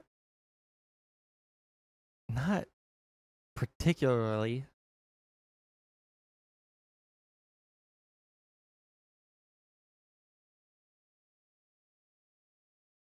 Let's see here. Go ahead and open up my autism simulator. We'll pop this out. All right. We are bending the knee to Panda is what we're doing right here. Okay. The deep state is real. It's called loyalty to the Constitution. True. They run the world. I hope the Constitution rules the world one day. Inshallah. Allah may make our Constitution the world's foundational democratic document. All right. I guess we're listening to Nietzsche. This video is the third part in my series on Nietzsche, and today we are going to get deep into his metaphysics. What I'm going to present Oh man, and I forgot that he's fucking like Eastern European or some shit. Fuck my life. to you here is based on my thesis, and as far as I'm aware, no one has ever suggested this interpretation before. And I think that the fact that Nietzsche's metaphysics remains so overlooked is the main reason why so many people get him wrong, and argue that he is contradicting himself. My thesis was written in Hebrew, but I'm currently reworking it into a book in the English language. I intend to publish my book online, and I will let you know when I do. I am warning you that this is going to be a heavily philosophical video, which might be hard for some viewers to comprehend, but it is an essential part of the series, because it provides a metaphysical basis for many concepts and themes that we will deal with in the future episodes. Things like the eternal recurrence, self-surpassing, the relationship between body and soul, and the question of free will. However, if you can't deal with the philosophy here, don't worry, it is not necessary for the understanding of the next parts. If you are into philosophy, on the other hand, this episode will greatly help you put it all together. Now, the first thing you should be wondering is, what do you mean by Nietzsche's metaphysics? How can he even have metaphysics? Didn't he claim that the universe is chaos, and that the human mind is incapable of comprehending it? The answer is yes, but let me remind you of what we discussed in the previous video, and we will see how it necessarily leads Nietzsche to create a metaphysical system. Our previous video dealt with the question of creation, and focused on the book Thus Spake Zarathustra. We first discussed Zarathustra's idea of the three metamorphoses of the spirit. The first stage is what he called the camel stage, in which you learn everything that came before, all the spiritual paths that have already been taken. After you've loaded your spirit with this treasure comes the second stage, the lion stage, in which you refute all those different worldviews, show why they are wrong. Since Nietzsche doesn't believe that man can create a worldview that represents the objective truth, every existing worldview can be refuted. Once you have forged your spirit through the camel and lion stages, you are ready for the final metamorphosis, the child stage, in which you create your own original worldview. Again, this worldview doesn't represent the truth, so it is measured by how happy it makes you. Later, we saw Zarathustra talking about the way of the creating one, and he describes it as a perpetual inner struggle. It is a process of self-surpassing, where one part of the self sacrifices other parts in order to change and create a stronger self. A self that in turn will also have to sacrifice parts of itself in order to surpass itself yet again. This process is what makes Zarathustra happy, and he concludes from it that the force that is driving him, and every other living being, is what he calls the will to power. The will to power is the will to surpass yourself, to be bigger and stronger than you currently are. Now, as we said, in order to surpass yourself you need to create a new worldview. A worldview that you live by, a worldview that will demand of you to be stronger than what your previous worldview demanded. And, to have a complete worldview, it must of course contain metaphysics. Now, since he hypothesized that the will to power is his driving force, Zarathustra creates his new worldview around the will to power. This worldview already contains a rudimentary form of metaphysics, but Zarathustra focuses mainly on ethics. The book portrays his attempt to create these ethics and live by them, and the drama that unfolds as a result will be discussed in our next chapter. In Nietzsche's next book, Beyond Good and Evil, which was published in 1886, he continues to develop his ethics. But it also contains this aphorism. Supposing that nothing else is given as real but our world of desires and passions, that we cannot think or rise to any other reality but just that of our impulses, for thinking is only a relation of these impulses to one another, are we not permitted to make the attempt and to ask the question whether this which is given does not suffice, by means of our counterparts, for the understanding even of the so-called mechanical or material world? Nietzsche points out that the only thing that our consciousness perceives in an unmediated way is our emotions. Everything else comes to us through the mediation of the senses. So our emotions are the only thing that we can be certain of, and therefore something we can use as a building block to create our metaphysics around. In that, Nietzsche follows in the footsteps of Schopenhauer. Wait, hold on.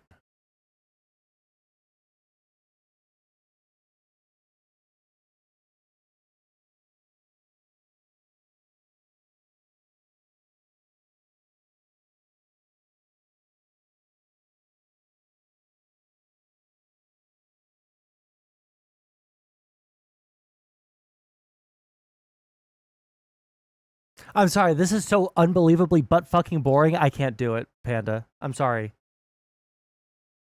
He doesn't have an interesting hook. He doesn't have an interesting, thesis. Like, it's just a guy with an incredibly heavy accent talking about Nietzsche. I'm sorry. It's fucking boring. It's so fucking boring.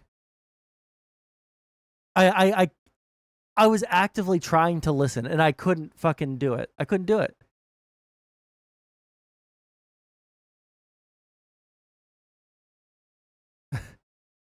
Like,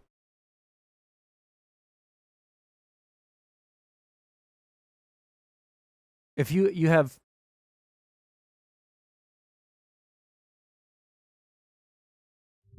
we're gonna watch this video because I'm curious what they're gonna say. And then after this video, if it is short and it's interesting, sure. Get this, CNN actually flipped a coin, and the winner got to pick if they wanted the left or right podium. Biden won the coin toss and elected to be on the right side of the screen. That's great for all the voters who are like, I don't like what you stand for, but I like where you're standing. Yeah, Biden chose to be on the right, although chances are he'll just wander until he hits something screwed into the ground. All right, the devil is in the details with next week's CNN presidential debate. The two candidates determining the final logistics with a coin toss. President Biden won and opted for a podium position on the right side of the stage. The president appearing confident.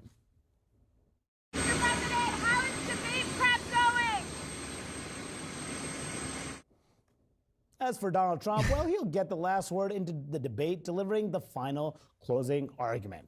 Here to talk about all those intricacies and who they may benefit is Michael Smerconish. He is the host of CNN's Smerconish and a CNN political commentator. Michael, great to see you. Thanks for being here this morning. So give me the Smerconish take of how you see this debate playing out. Manu, it's great to be with you. I think that Fox News and Donald Trump's campaign have been at cross purposes all week long. Every time they show those videos on a loop with the intention of portraying President Biden as being infirmed, all they're doing is lowering that bar. And I think these debates are all about expectations. That bar has now been set so low for President Biden that he'll probably be easily able to exceed it, much like he did in that State of the Union address.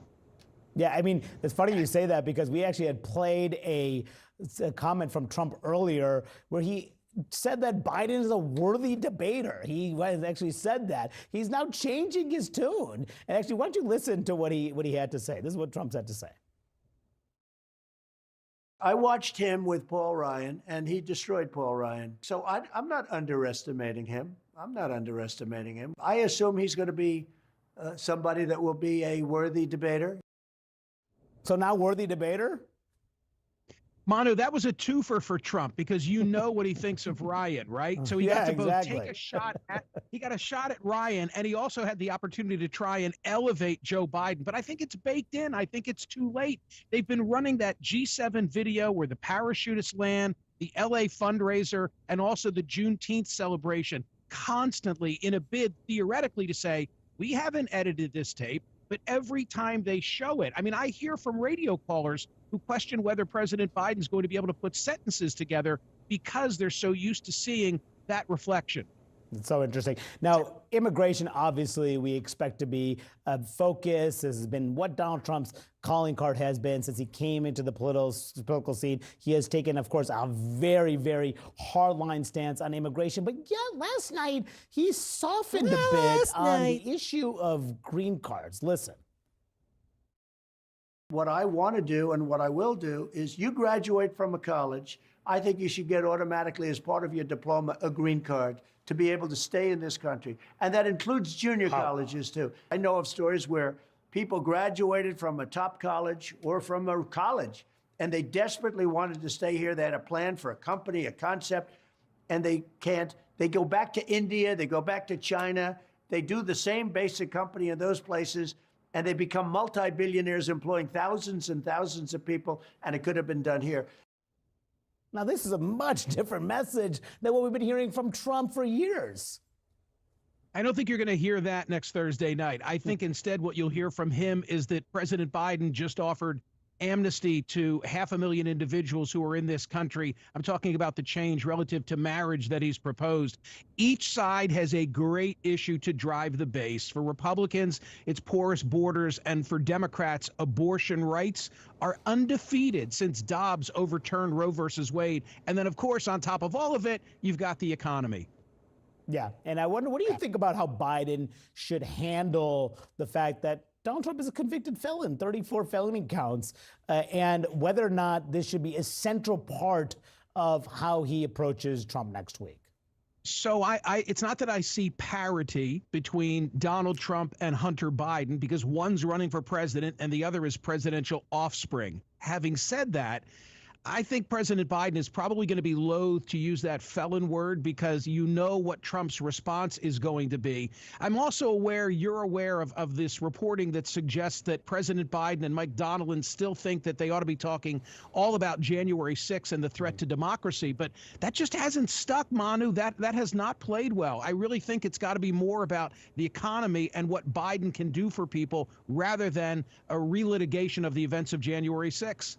So we also know that Donald Trump is preparing for these January 6th questions that could inevitably come up, or the attacks from Biden over everything that happened that day and Donald Trump's role in all of it. So what do you expect from Trump on that question? Does he walk back the fact that he has increasingly been embracing of things that have happened on January 6th and has said that he's to pardon all the people who have been imprisoned for their involvement in that riot?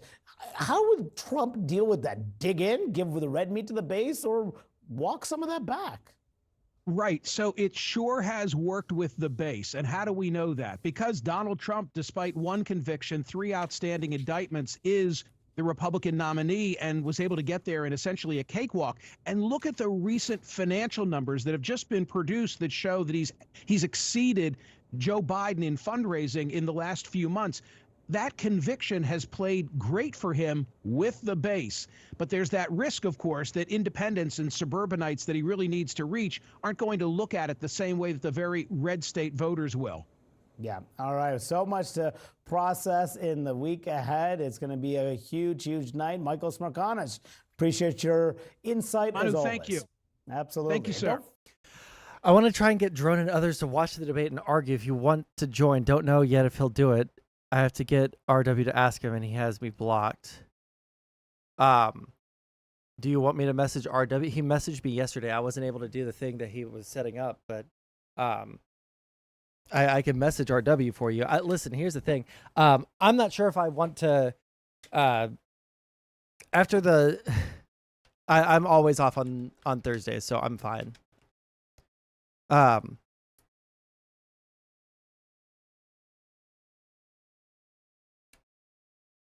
What I linked is, you linked it on Discord?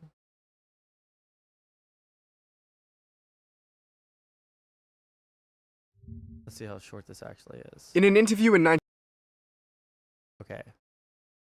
Appeasing Panda Part 2, Electric Boogaloo. Let's see if this is actually interesting enough to watch. But I mean, like, after... Oh, Drone blocked you? Okay, gotcha. I don't know if he blocked me. I haven't checked. Listen, after my last conversation with Drone, like, I don't think I 1955. I don't think I ever want to talk to Drone unless it's one-on-one ever again. You know? See the Christianity tweet? Is that in the Discord as well?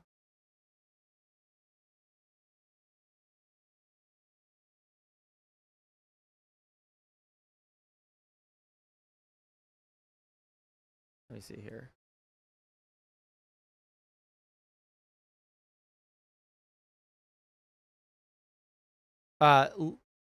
Sure, we'll look at this first. Okay, what is the tweet? What was your knowledge? We read that earlier. He knew it since he was a child or whatever.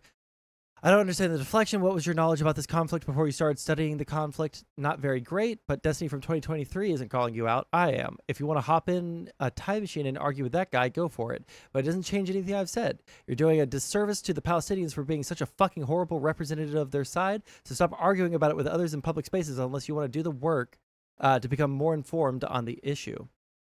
I'm deflecting nothing. You accuse me of not understanding enough to responsibly speak on the issue.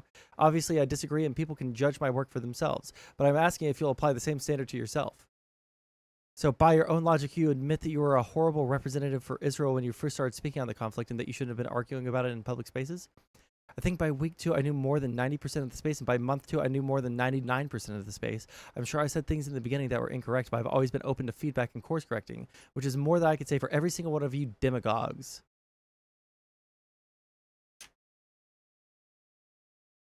Okay. Listen, this is just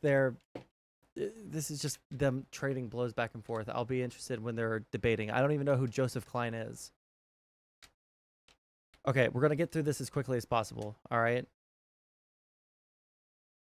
On the occasion of Jung's 80th birthday, Jung made the offhand remark in which he said, quote, "The Hasidic Rabbi Ber of Mezrich, whom they called the Great Maggid, anticipated my entire psychology." Let's find out why.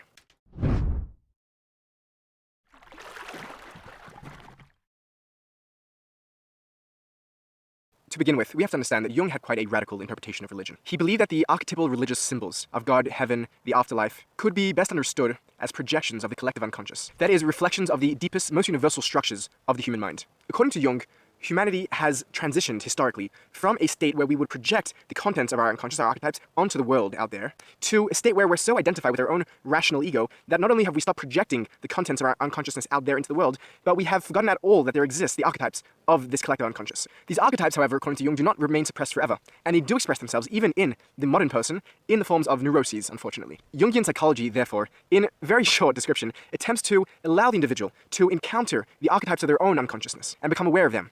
And Jung, the cartographer of this unconscious, turned to the history of mythology and religion to create a catalog or a map of the contents of the human unconscious, which he would then employ to interpret his clients' fantasies, dreams, art, and images, the spontaneous symbolic projections of their unconscious. And by doing so, he would allow them to be reintegrated and refamiliarized with the part of their psyche which had been suppressed with these archetypal symbols.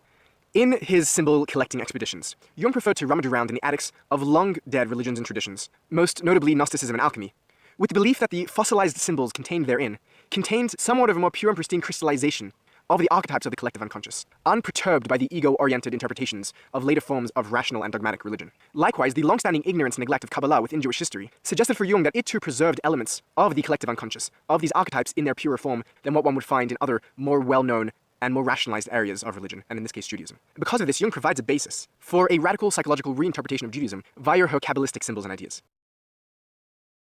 Now, it may seem that Jung was doing something which was entirely original, innovative, and perhaps even antithetical to the spirit of Judaism and Kabbalah itself. But what I'd like to argue here today is that what Jung was doing was actually in direct continuation and congruity with the project that Kabbalah had set up for itself, and which was continued exponentially in the Hasidic tradition.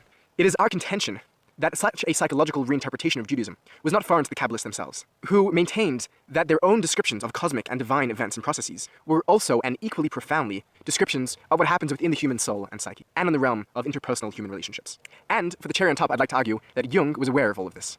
So we just stated our case. Now let's try and prove it. Far from being antagonistic to any psychologization of the divine, many great Kabbalists and Hasidic masters held that the human mind is a mirror, and in some respects the very origin of the divine realm.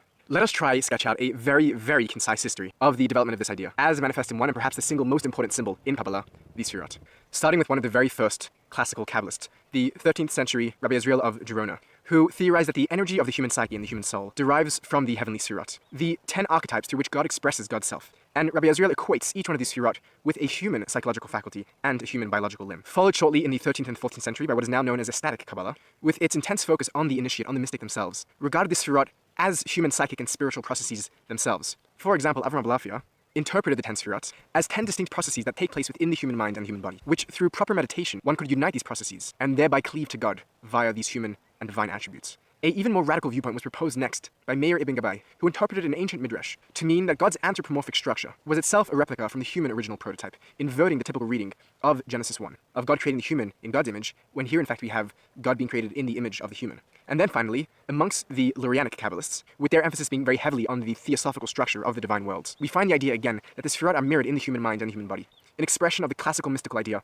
of the equivalence and the identity of the macrocosm and the microcosm. As above, so below, or perhaps, more accurately in this case, as below, so above. This brings us in our little historical sketch to the brainchild of Kabbalah, the Hasidic movement, and also to the moment when we finally can begin to answer the question which we opened with, which is why did Jung believe that an 18th century Hasidic master, the Maggid of Mezrich, had anticipated his entire psychology? Understanding the role of Hasidism as the spiritual heirs of the Kabbalists already begins to answer this question. A plethora of Kabbalistic symbolism was adopted by the Hasidic movement. The symbols of the Sfirot, the symbol of the unification of the divine masculine and feminine, Yichudim in Hebrew, the notion of humanity as a partner with God in the repairing of a shattered world, all symbols which, as we have discussed, were congenial to Jung's point of view, and in fact were employed and explained by Jung in his writings. Check out our other videos if you haven't yet on that topic. However, the Hasidic process of psychologization of these Kabbalistic symbols accelerated them to be in even closer congruity with Jung's psychology. Let us demonstrate this by pointing out a specific idea in Hasidic thought that accords with Jung's own belief that God is phenomenologically, experientially indistinguishable from the self, capital S. Exhibit A, Rabbi Yaakov Yosef of Polnoi, the first Hasidic master ever to record Hasidic ideas in written form, and a student of the Baal Shem Tov, the founder of the Hasidic movement, writes in the name of his teacher, the Baal Shem Tov, that the 10 Sfirot appear in human form through a process of contraction, tzimtzum, whereby God progressively instantiates God's self through a series of anthropomorphic forms, until upon finally reaching and instantiating in the human, God and the human are referred to as Olam Katan, the microcosm, an idea which was oft repeated by others, such as Rabbi Levi Yitzchak Aberdichev, one of the other founding fathers of the early fledgling Hasidic movement, and Rabbi Dov Ber, the Maggid of Mezrich, the man about whom Jung said that he had anticipated his entire psychology all the way back in the 18th century, the first successor to the Baal Shem, making him the second leader of the young Hasidic movement. The Maggid wrote that everything that existed in Sefer Eitz Chaim, the work of Chaim Vital, the main exponent of Lurian Kabbalah, existed simultaneously in parallel in the human, which means that all of the theogonic, all of the cosmological, all of the divine aspects, all the levels discussed in the Eitz Chaim and all of Lurian Kabbalah were found equally and parallel mirrored in the human, writes the Maggid. This is in tandem with a radical Hasidic interpretation of the verse from Genesis 28:13, V'hinei Hashem nitzav alav, and behold the Lord was standing over him. But the word nitzav can also be read creatively to mean not just standing, but leaning, relying, waiting. That God, so to say, relies upon Jacob, and who here represents the human as a whole, and not just that the human relies upon the divine. In line with this teaching, the Maggid went so far as to say that the very significance and existence of the divine mind is contingent on its appearance and on its contemplation in the mind and thought of mankind. In acknowledged prior antecedents to Jung's idea of the collective unconscious, the Maggid held that while God is the source and fund of all thought and all being, actualized, manifest thinking and being only occurs in the human sphere and in the human mind. This sets up a radical reciprocal relationship between the divine and human psyche, with the divine being the source of everything, including human thought and emotion, but the human being the realization and actualization of what is only potential in the divine, so to say. If you're not yet seeing how clearly this notion preempts and anticipates Jung's own psychologization of the core concepts and symbols of religion, this might help. In a letter from May 28, 1953, Jung wrote a letter to one of his Jewish students and colleagues, James Kirsch, and in that letter he writes, "If God's consciousness is clearer than human consciousness, then creation makes no sense and humanity has no purpose for existence." Meaning that the consciousness of the divine, which remains uninstantiated and remains in a state of amorphic potential, only comes to full expression in the consciousness of the human. And it is this process of taking the contents of the unconscious and bringing them forth into the conscious, which is the process of creation. And Jung sees this idea reflected in the thought of the Kabbalists and the Hasidic writers, and particularly in the Maggid of Mezrich. Just like the Maggid in theological terms says that God's thought, God's mind remains unexpressed, unmanifest until it goes through a process of tzimtzum and expression through this route into the conscious thought of the human, Jung sees the mind of God as the unconscious, the collective unconscious. And through a process of instantiating that and bringing that into reality, we manifest that into the clear, pristine, manifest, real, conscious thought of the human. They're really the very same idea, just one from a theological standpoint and one from a psychological standpoint. Both Jung and the Maggid believe that it is the human mind which is the vehicle through which the divine mind, which for Jung means the unconscious and the archetypes, and for the Maggid means God is manifest through the Sfirot, comes to actualization in our conscious world. For both the mystic and the psychologist, God is completed and actualized only finally by the creation and the activity of the human. How do you listen to this guy? I mean, maybe I'm just not listening closely enough. But like, how do you listen to this guy when he's like basically implicitly arguing that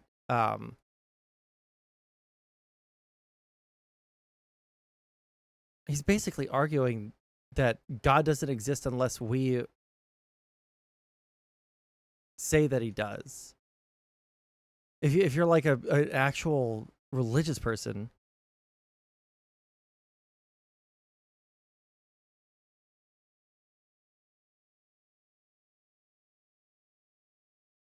since DM, the DM's gonna be Tron saying this is boring as fuck. 228. Okay.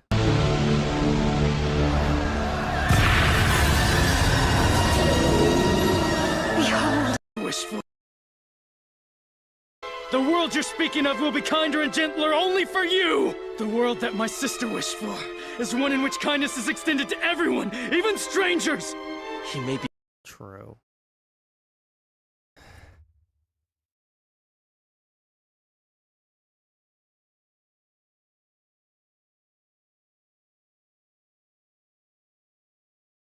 More? I'm scared I'm gonna get copyright striked.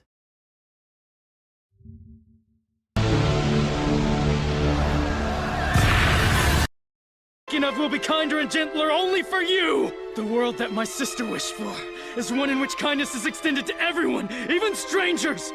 He may be right. At the very least, Yuffie never said that Lelouch was zero, even to the very end. Shirley didn't either. That's why I... Let's say it was true. What of it? There's nothing to be done about it. The Ragnarok connection has begun. You think so? I am Zero, the man who works miracles. Your Geos power will have no effect on me, nor will it on anyone else here. No. Okay, I'm sorry. I'm gonna get straight up demonetized. Can't do it anymore. We're almost done with this, I promise. Now, there are many candidates of ideas that may have been found in the Hasidic thought of the Maggid, which may have made Jung feel like the Maggid was his predecessor. The Maggid talks about the idea of the coincidente oppositorum, the coincidence of opposites, which we find in Jung. The Maggid speaks about, like many other Hasidic thinkers, the necessity to recognize the inner Yetzer Hara, the inner shadow, and pay it its due. But it is most likely the identification of the divine and human psyche and the reciprocal process between them seems to be the best target for what would have cemented Jung's feeling of indebtedness to the Maggid in his own psychology. And just to cap off this case, because theorizing is really great, what's even better is finding actual historical sources for the transference of these ideas. And in our case, we have not one, but two very good sources. The first is a text by Sigmund Horowitz, which was a translation and psychological commentary on the teachings of the Maggid of Mezrich, entitled Psychological Aspects in Early Hasidic Literature, and was published in Timeless Documents in the Soul in 1952. The second source is another of Jung's Jewish students, a man by the name of Erich Neumann, who had studied Kabbalah and Hasidism in the University of Berlin, who, when needing to give a gift to his fiancée Julia, he gave a book. Good man. And the book he gave was none other than Madame Buber's Tales of Hasidim, the text which was almost single-handedly responsible for introducing Hasidism to a Western non-Jewish audience. And perhaps most convincingly, Neumann, at the age of 29, had began to write a manuscript which still remains, unfortunately, unpublished. And in the introduction he writes, certain formulations by Hasidic authorities match our own so precisely and in such great detail, one may correctly assume that they are present, at least latently, at the basis of my own psychological interpretations. Now, this is not me saying that. This is Neumann himself, the student of Jung, saying that. A saying which is remarkably similar to what Jung himself had to say about the Maggid of Mezrich. Coincidence? I think not. And in his magnum opus, and his most enduring contribution to Jungian thought, The Origins and History of Consciousness, Neumann writes fascinatingly, in line with what we've been saying until now, that the question of the origins of the world is at the very same time the question of the origin of man, the origin of consciousness, and of the ego. The origins of the world, in a metaphysical and theological sense, means the origins of the divine creation of the world, and therefore the divine instantiation itself. And Neumann equating that with the origins of the consciousness and the ego is a point which points directly to this confluence of the divine psyche and the human psyche. The idea which we believe is what inspired Jung to make his very odd comment on his 80th birthday about the Maggid. Cha-ching. So there you have it. That's our case. That's a wrap. We spoke about Jung's psychological interpretation of religion, how he used concepts of religious symbolism and archetypes in his own therapeutic practice. We then suggest that his reading of religion and Judaism in particular was in fact not foreign at all to the spirit of mystical readings of Judaism, and we proceeded to demonstrate that in the history of Kabbalistic and Hasidic thought. And then we came full circle, showing that the notion of the merging of the human and divine psyche, the, so to say, psychologization of the mind of God, was in fact an idea which Jung recognizes to have been an antecedent and predecessor to his entire psychology, a notion which comes from the Hasidic tradition, as Jung himself acknowledged. Booyah Kasha. Thank you for watching. Subscribe if you have not yet already. Stay tuned for next week where we'll probably talk some more about Jung and his relationship to Gnosticism and alchemy. We're also going to move way past Jung and get into a whole world of mystics and mysticism. So if you're not particularly keen on the Jung series, just hang in. Okay, cool. We watched it. I just don't...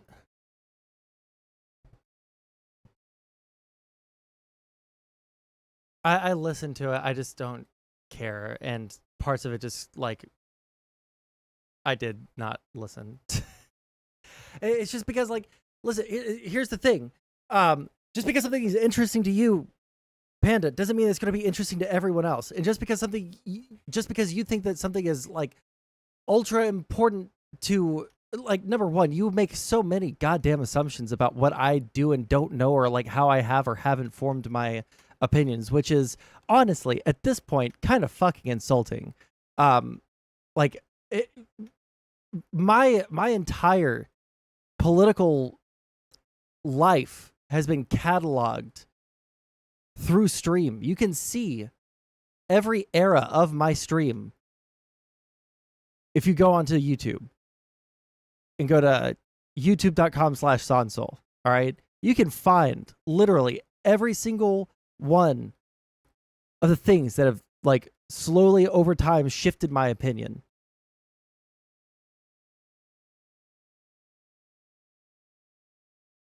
See, here's the thing. I have that basis. I have that ideological basis, especially when it comes to liberalism. It's just that it doesn't matter. It's that it doesn't matter. Like at all. To like anything that I find interesting right now.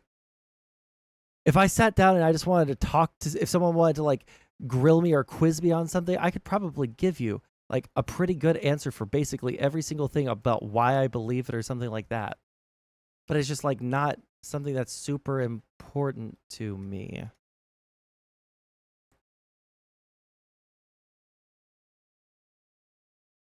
Yeah, you miss literally every single fucking thing that I say because you're so enamored with the idea, the concept, the aesthetic of knowledge.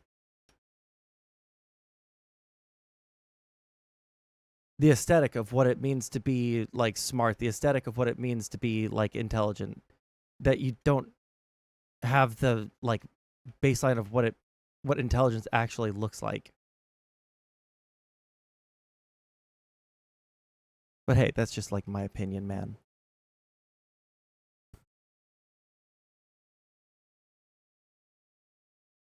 Yes, that is true. I like to shitpost on other streamers and show pictures of tanks.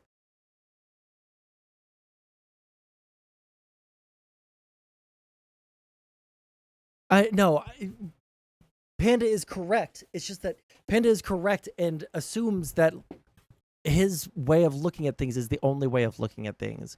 Or like, no, that's not what it is. What's like the simpler explanation? Or the more grounded.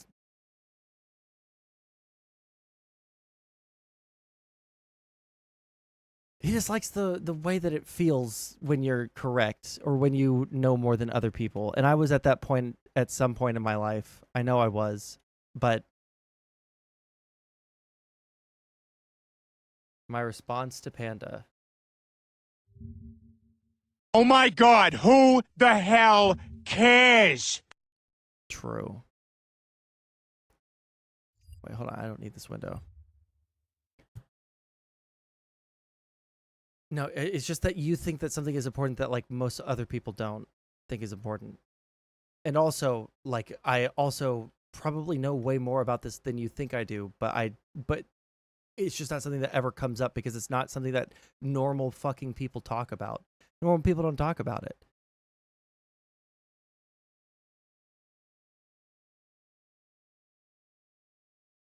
Okay, let's see if we can... I don't know what it is about this game that, or at least like this save, that I can't get anything to like stabilize. I can't stabilize literally anything in this fucking city. Like food is just not happening. Okay, let's see here.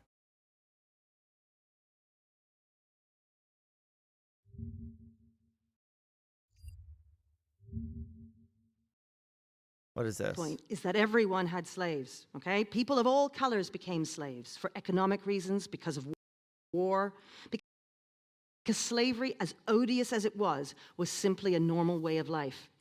Arabs were extracting millions of black African slaves centuries before Christian nations did, for about 30 Is there going to be any...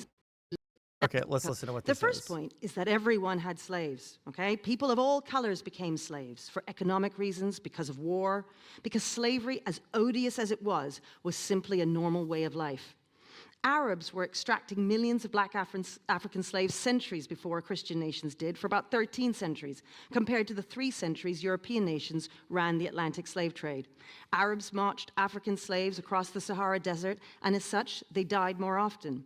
It was customary to castrate them, and many died from this practice. Jesus. The Arabs also enslaved over 1 million white European Christians. The term slavery, in fact, comes from the word Slav. The Slavs inhabited Eastern Europe and were taken by the Muslims of Spain in the 9th century. Not to mention that Africans had been enslaving each other for thousands of years. The point is that slavery, the second point is that slavery was not about race, and that's important. It was not about race. The only reason we think it's about race is because philosophers like David Hume in the 18th century ranked human beings and put Africans at the bottom, saying that they had no souls. The Enlightenment imposed the concept of race on a practice that had been going on for centuries in order to justify that practice. And why did they have to justify it? And this is the point. Because people in the West began to question slavery's moral validity. The fact is that people of all colors owned slaves, both as part of the Atlantic slave trade and outside of it. In the United States and Caribbean, black people owned thousands of black slaves, and so did the Native Americans. Nearly 20,000 of the Native American 5 civilized tribes sided with the Confederacy during the Civil War, fighting to keep slaves. What is the point of this video? Okay, the point of the video, the tweet says, while slavery was common to all civilizations, only one civilization developed a moral revulsion against it, Western civilization. Rather than be ashamed as Westerners, we should stand proud for that, having led the world out of a mentality where slavery was the norm. Slavery alive. 28% of the black population who were free in New Orleans pledged their support to the Confederacy. All of the 13 southern states of the Confederacy had substantial numbers of black slave owners. There were more than 250,000 free blacks, and nearly 4,000 of them were slave masters, who owned more than 20,000. All of the 13 southern states of the Confederacy had substantial numbers of black slave owners. There were more than 250,000 free blacks, and nearly 4,000 of them were slave masters, who... Substantial, I would have to see, like, compared to like how many total. I guess we could probably Google this. How many slave owners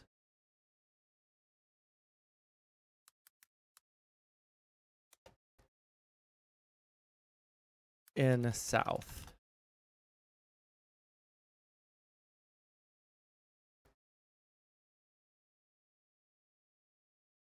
It's really hard to find that information, it looks like. What percentage of white Southerners owned slaves?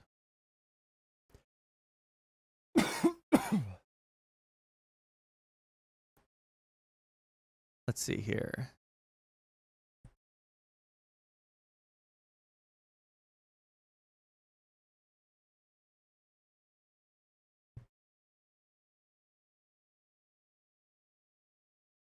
There were 347,000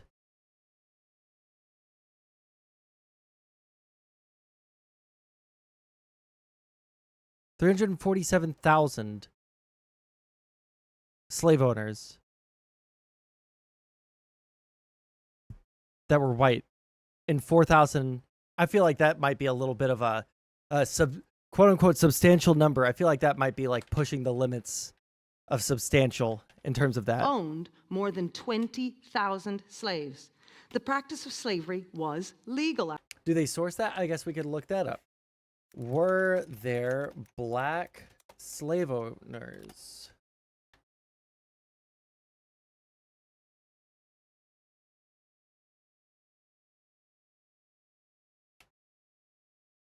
UMass Boston.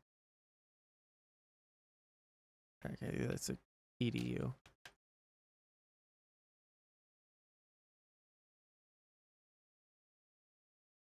I wish it told us how many there were.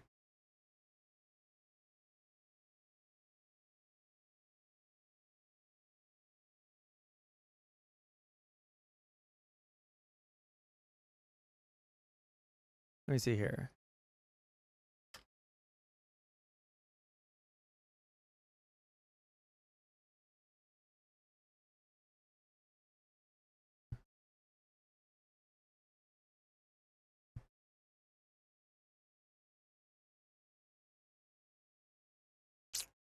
Let's see here.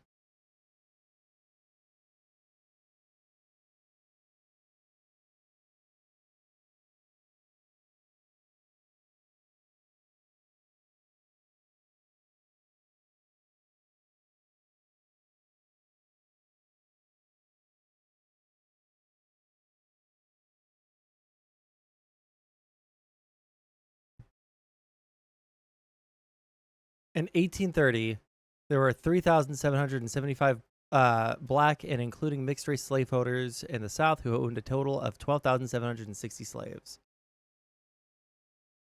But there were 2 million slaves held in the South. Jesus. Okay, I feel like Substantial is doing a lot of legwork there, dude. Free blacks, and nearly 4,000 of them were slave masters who owned more than 20,000 slaves.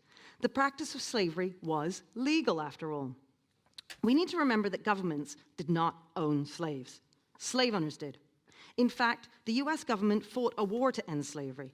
How much should the descendants of the 400,000 Union soldiers who lost their lives fighting to free the slaves pay to the descendants of the slaves they freed? Giving people lump sums of money does not work. Economists often point to the Georgia land law. That I will agree with if we're talking about reparations. Let me hear her again. Pay to the descendants of the slaves they freed. Giving people lump sums of money. Yeah, reparations in that way is like never a good idea, you know? I don't think that, like, if you gave people $10,000 each, let's say $10,000, that would not help their lives in any meaningful way. It wouldn't help their lives in any meaningful way for any amount of time. It might help a couple of people. It might help them open up a business or something. It might do something like that. But like at the end of the day, dude, like you're just not going to get people out of poverty by just giving them money. Right? It can be something that we can do as some sort of what's the word I'm looking for?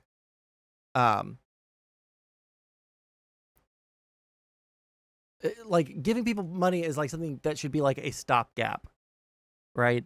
A stopgap, something to keep people from starving to death, keep people from being homeless, until they could pick themselves back up off of the onto their feet, et cetera, et cetera.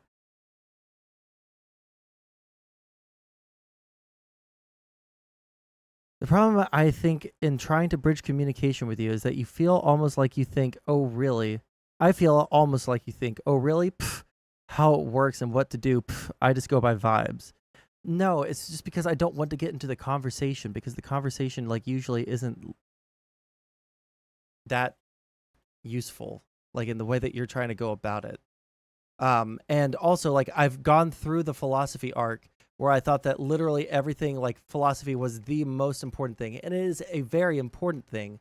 But, like, you place the same amount of importance as I put on it, like, in 2021, right? Or, like, 2022. But I've run the gamut on it, right? I did listen to a bunch of lectures back in the day. I have that, like, grounding, and I have a thought process that is, like, I think pretty decent for trying to figure out, like, truth of a matter of any importance to me. So, like, that's where I come from. Like, looking at it in a practical way. What is, like, the practical reason that I would use philosophy, right? And I've already done that work that you think that I haven't done. But, like, you don't have to know, like, the names and the specifics of, like, a certain philosopher in order to have, like, some understanding of philosophy, right? I have, like, on my computer right now, if I were to go into, and Tron, if you want this, please feel free to let me know. But I'm pretty sure if I go into this, oh, it's going to take forever to pull up.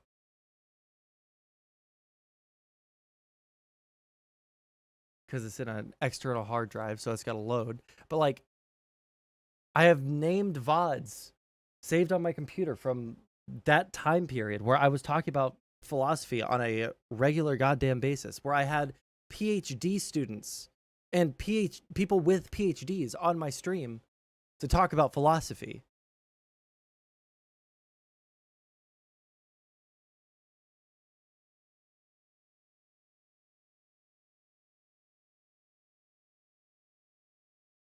Let's see here. It's still not loaded.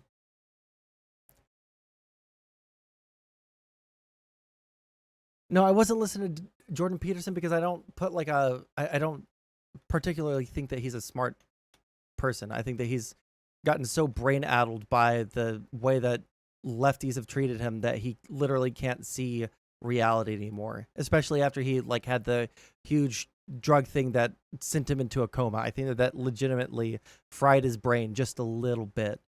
But, you know, whatever. Yeah, here we are. Like, if we go on here, and let's do sort by name. Let's scroll way back. Oh my God, there's too many.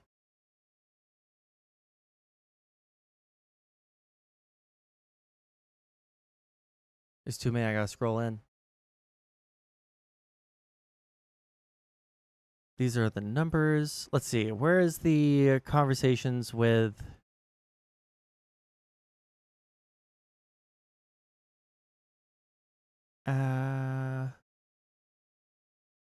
Big Dan, BPF.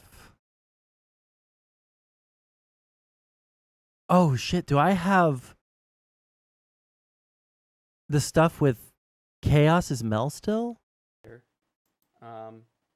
Into the aesthetic. Holy shit. I still got the stuff with none of those Chaos is things. Mel. Is she still alive? Let's see here.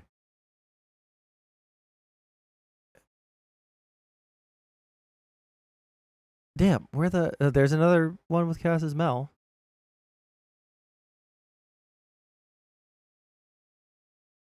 Something with Rain.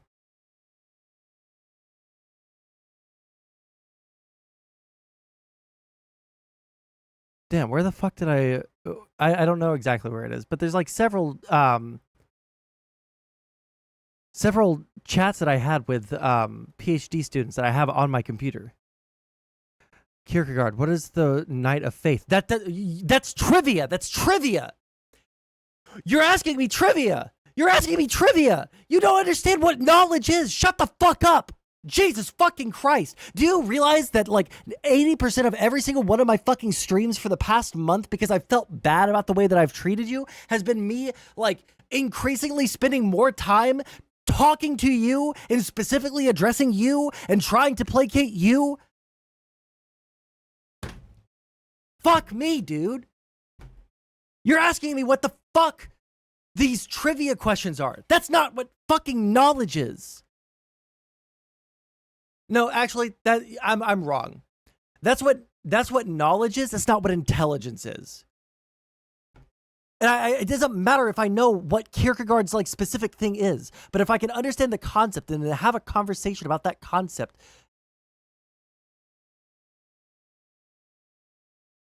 in an intelligent way, I think I'm fine. I think I'm doing just fucking fine. Knowledge is when quiz. Intelligence is when application of anything. Okay, we're finishing this fucking thing. Does Jesus, not fuck work. my life. Economists often point to the Georgia Land Lottery of 1832, in which parcels of land were distributed randomly. What happened to the descendants of those who were lucky enough to be given this land? Are they the richest families in Georgia? No. In fact, within one generation after the distribution of the Georgia land, one could not distinguish between those who had been given land and those who hadn't. Certainly my own direct experience.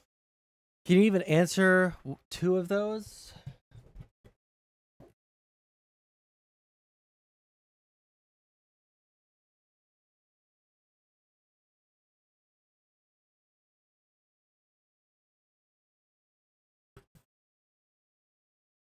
After the distribution of the Georgia land, one could not distinguish between those who had been given land and those who hadn't. Certainly my own direct experiences of working for 20 plus years in the inner city with families on welfare demonstrate. Tell me this, like, Front Yard Shield, actually don't tell me because I just timed you out for a day. But like, think about this. Do you demand of any fucking conservative that you watch, that you fucking throw into my fucking face all the fucking time? Well, this is what Adventurous says. Do you think that Adventurous could answer a single one of these fucking questions? Do you think that Adventurous could like maintain an intelligent fucking conversation for more than like 3 fucking seconds about any topic related to fucking philosophy?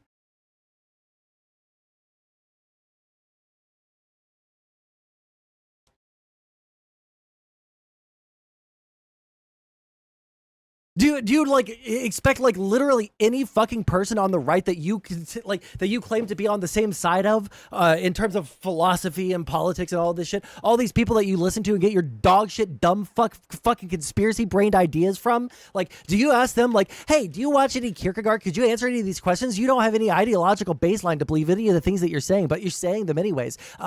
Could you even answer what Kierkegaard's fucking knight in shining armor is? Like, fucking go talk to a girl, go talk to your fucking friends, go fucking play baseball and don't come back for like fucking a week. I only timed you out for a day, but like, Jesus fucking Christ. I want you to give me a clip of fucking Adventurous, the fucking dude who didn't have a single factual fucking claim that he could stand by in our fucking debate, who didn't have any fucking like single intelligent fucking thing to say in the entire fucking debate. I want you to ask him the same question that you asked me. Ask him basically any fucking philosophical fucking question. Basically any philosophical fucking question. Any fucking, you know, thought experiment that's famous in philosophy, and see if he gives a fucking intelligent answer whatsoever, like any kind of fucking intelligent answer whatsoever. Then you can come back once you bring me that clip.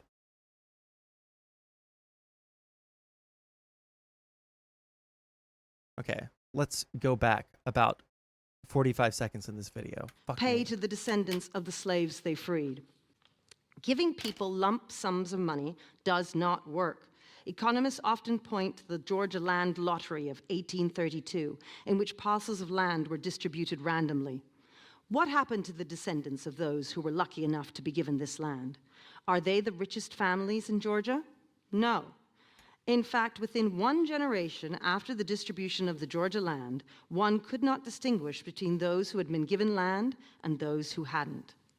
Certainly my own direct experiences of working for 20 plus years in the inner city with families on welfare demonstrates this time and time again. Rather than give a man a fish, it is always better to teach him how to fish. All giving the fish does is make the giver feel better. Reparations might relieve white people of their guilt, but it will do little else. So back to my initial question. Why are we only discussing whether the West should pay reparations for slavery? Because while slavery was... Because we're the only ones that like give a fuck enough to like feel guilty about it, I guess. I don't know.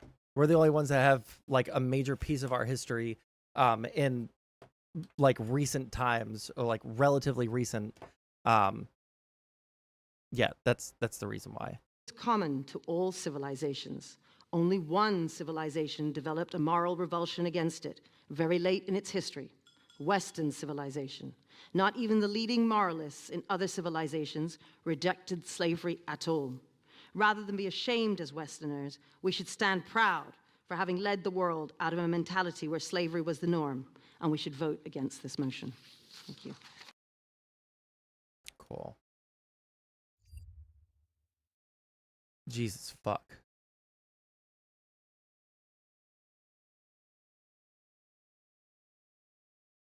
Uh-oh, Israel news.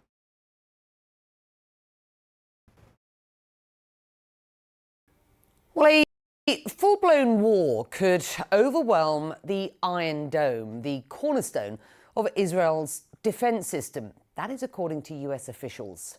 Little surprise that rare warning came down in a week when we have seen increased signs of an expanding war on the Israel-Lebanon border.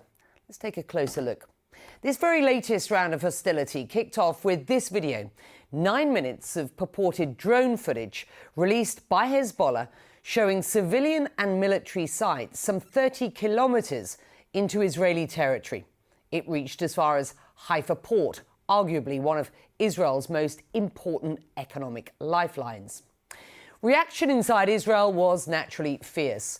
The government reminded Hezbollah it would be destroyed in a, quote, all-out war, with the cabinet announcing it has approved in principle plans for an offensive in Lebanon, though putting plans into action, of course, is another story. Never one to sit back quietly, Hezbollah chief Hassan Nasrallah weighed in with his own televised speech, boasting that the group's growing capabilities and even taking a dig at the Mediterranean island of Cyprus, which he accuses of aiding Israel to prepare for potential war. Now, this is what you need to know. The Centre for Strategic and International Studies calls Hezbollah the most heavily armed non-state military in the world. Led the world. Europe didn't fight a single war over slavery. They just banned it 50, 60 years before the U.S. without a war. Yeah.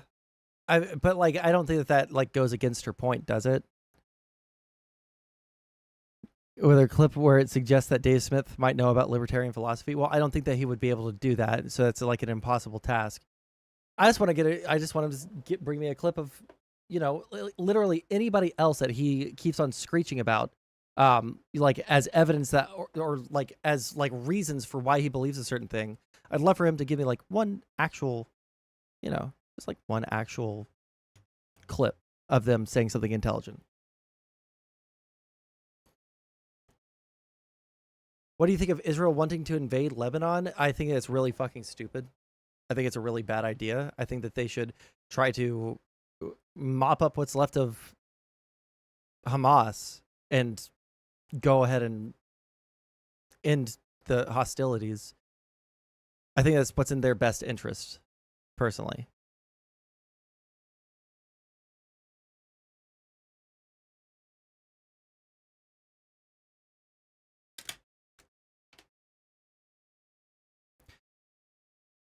The U.S. needs to probably at this point have some sort of like clear boundary. I don't know if I necessarily disagree with that. Yeah. Like we do need that, but I don't know if it'll happen. Most estimates put it at having around 45 to 100,000 soldiers and upwards of 150,000 short, medium and long-range rockets. Well, for months, we've been reporting on flare-ups along the Lebanese border and the spectre of a wider regional war. While both sides may want to avoid that, the reality is that in these situations, things can break loose from a single miscalculation. The longer this back and forth goes on, the more likely that becomes. So how expansive are Hezbollah's capabilities, and how much more than psychological warfare are we looking at this point? CNN's veteran Middle East correspondent Ben Wiedemann is in southern Lebanon to help us unpack all of this.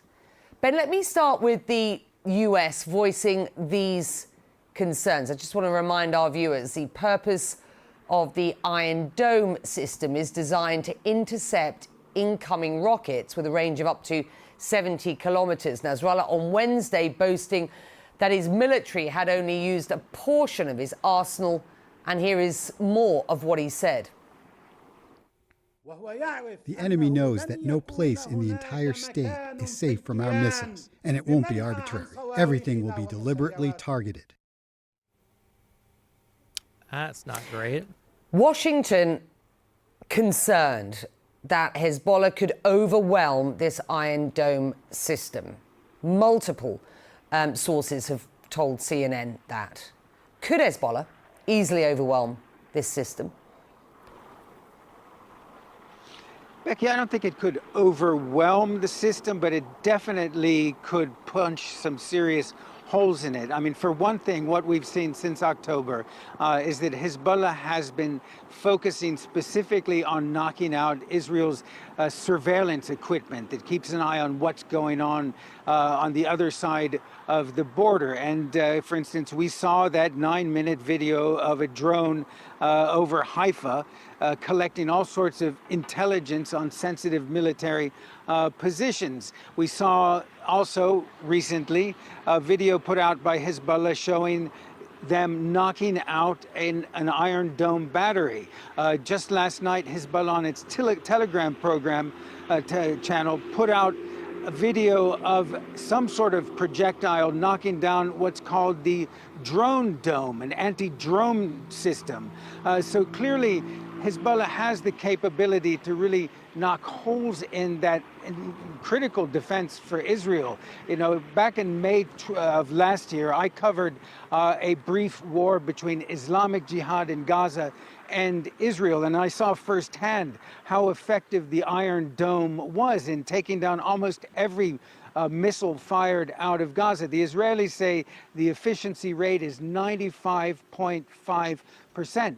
But Islamic Jihad and Hamas are completely different creatures than Hezbollah. Now, earlier, Becky, you were talking about the numbers, perhaps 40, 50, 100,000 fighters Hezbollah has, but it's not necessarily the numbers that count. Lots of non-state actors have lots of fighters, lots of countries have lots of soldiers.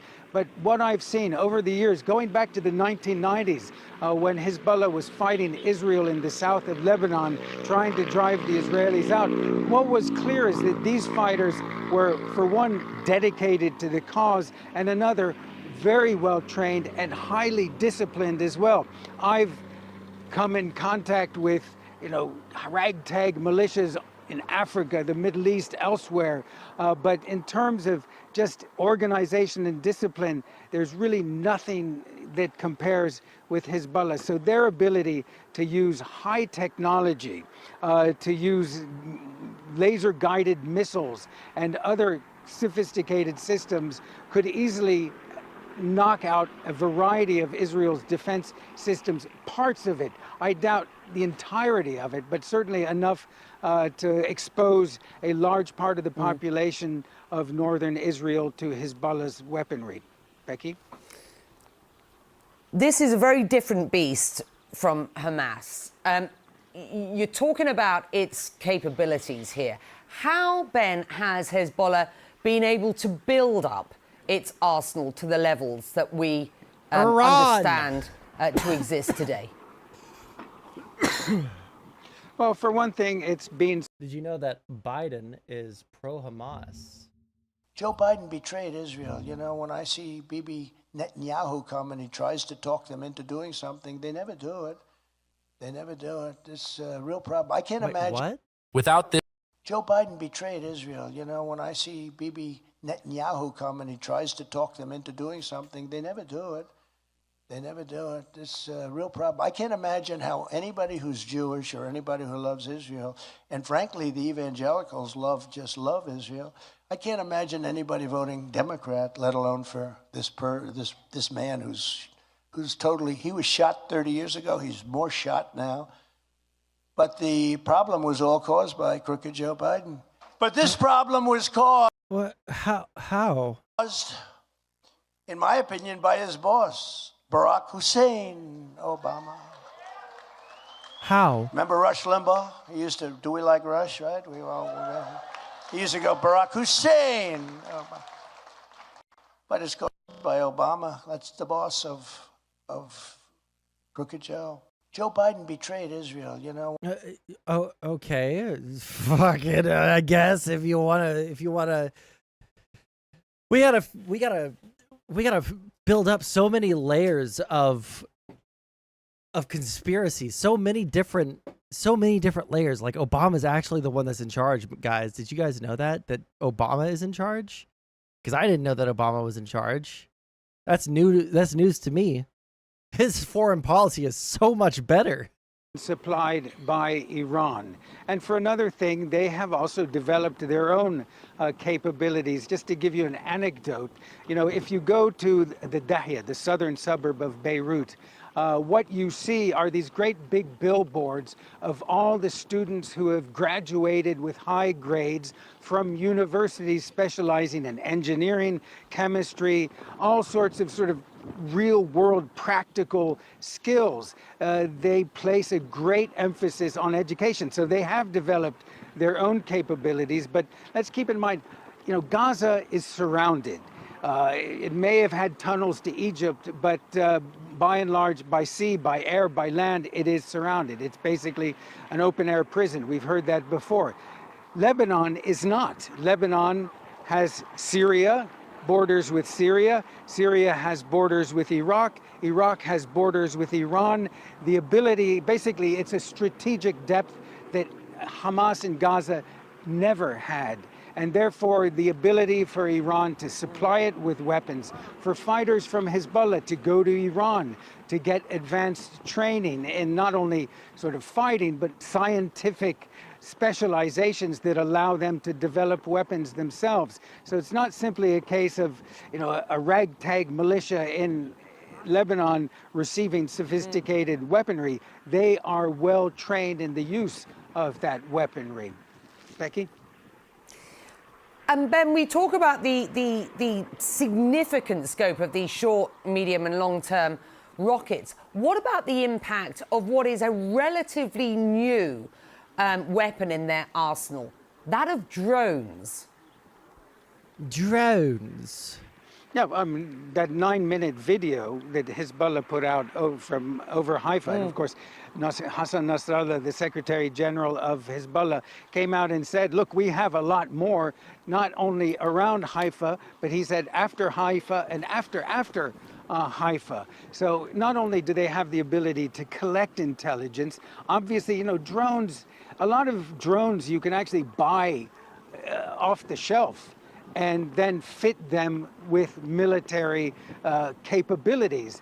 And in addition, drones are much cheaper, for instance, than a ballistic missile. They're easy to put together, they're easy to fly, it's not hard to train somebody on them, and they can be equipped with, as I said, weaponry as well. And this has really changed the face, not the sort of the face of warfare. You know, we saw it in Ukraine, we're seeing it in the Middle East, where you know, all sorts of new weaponry and tactics are coming out. And I think the Israelis, who have a massive military establishment, are struggling to deal with this new nature of warfare. And the drone certainly is one of the most obvious components of that new generation of war.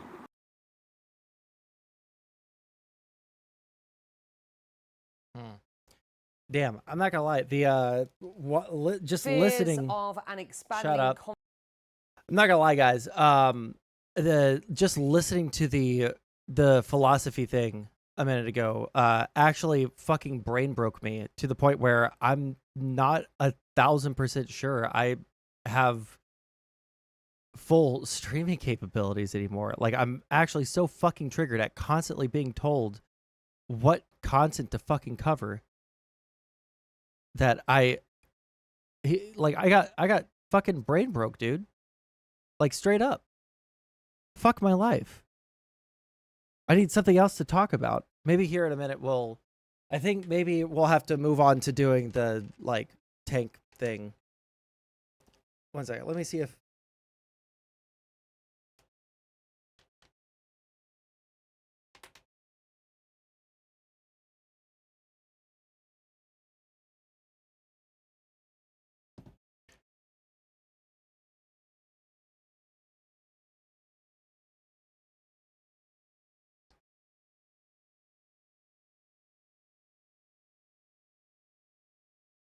Wait, hold on. Obama's great. No, Obama's foreign policy, I'm pretty sure, is universally seen as, like, kind of dog shit, right? Like, Obama's foreign policy led to the initial invasion of Ukraine, right? Storage. And I could just shrinky dink this. Perfect. Obama was dog shit in Europe, but everywhere else he was fine. That might be true. Like for me, I'm just kind of repeating what I've heard other people say on Obama's foreign policy. He might have been like a Giga Chad, like amazing dude, but my impression, based off of, you know, the stuff in Syria and the stuff in Ukraine, is that it was not that good.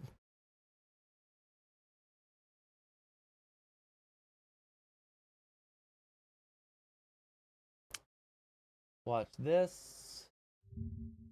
Porn is not art. Porn is a purely cynical exploitation of the human body. Here's the best. Porn is not art. Porn is a purely cynical exploitation of the human body. It is the opposite of art. It is anti-art. It is not beautiful. It is not meant to be beautiful. Nobody who watches porn is like admiring its beauty. Okay, the experience of looking at an artistic. Oh man, the only art that we recognize is the art that came from like Renaissance age, like Europe, I guess. That's like the only art that counts. Masterwork from a Renaissance painter, or the experience. I didn't know that he was going to say Renaissance painter. Of looking at a beautiful landscape, mountains, the ocean at sunset, like that. Like this question is just as fucking stupid. This is just as stupid as the question of like, what is a woman? What is art? What is a woman? What is art? What is art? That is a really good question. What is art? It's really like impossible to fucking to define art. But even if you don't want to consider it art, like I don't know what else you would call it. It's videoing people fucking, okay? Even if it's that, like if you don't like it, that's one thing. Do you think it should be illegal? Do you think that the First Amendment should be changed radically to where people shouldn't be able to access pornography? Like that's First Amendment right.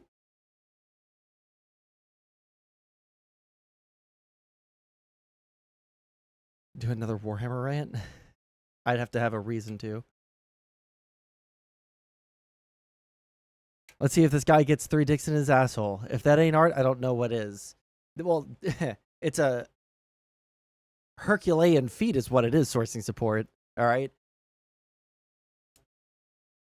That experience and the feelings that you get from that is not the experience of watching pornography. I feel nothing when I look at paintings. It's not that I have no respect for paintings, because I can respect the art form, but I don't get what the hype is all about. Like, it's cool.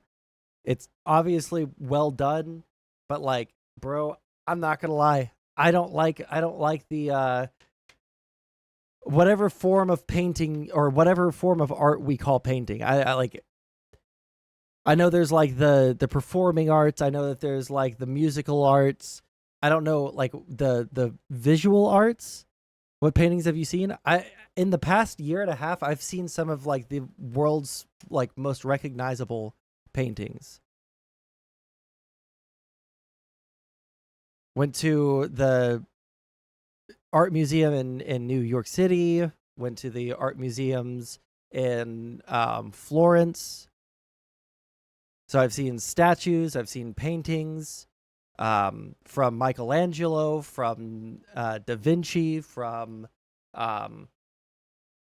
who's the guy that was missing the ear? Van Gogh.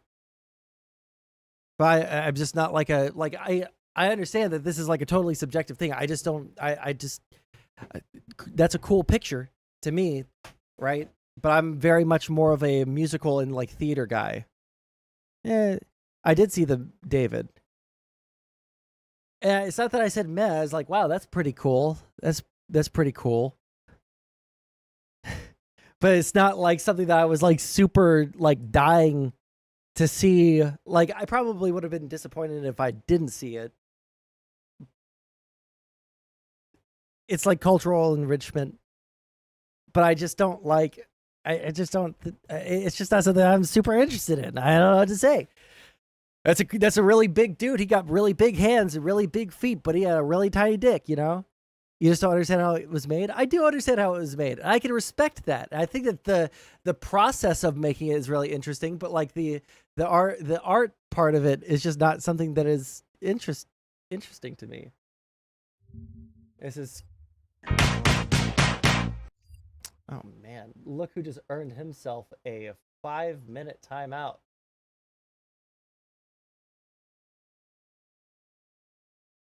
Look who just earned himself a 5-minute timeout. Actually, we'll make it 3 minutes.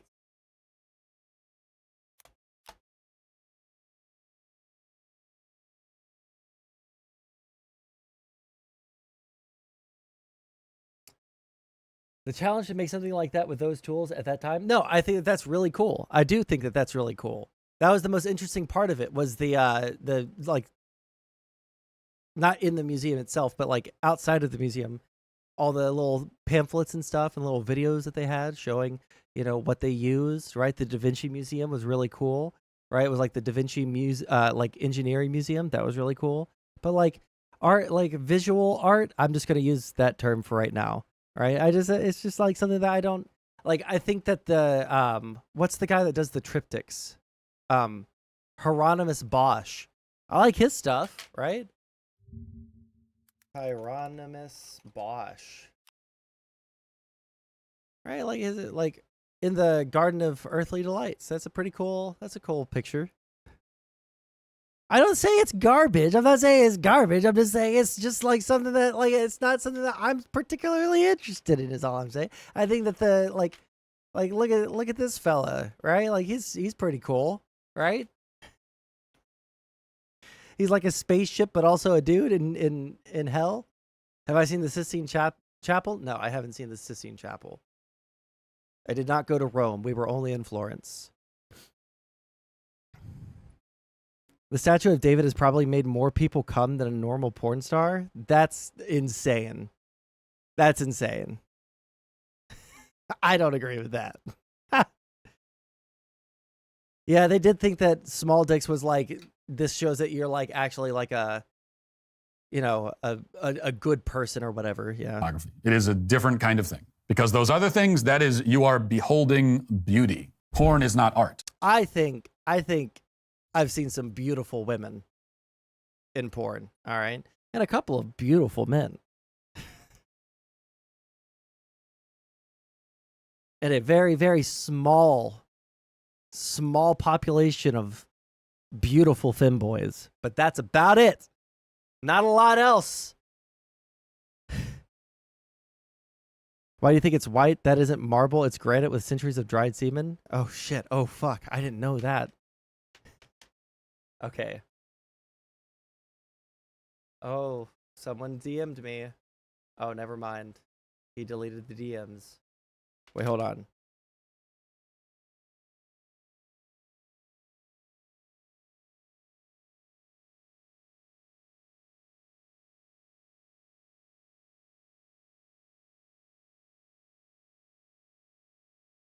Never mind. I thought that maybe I could look at my notifications on my phone and see what he DM'd me, but I could not.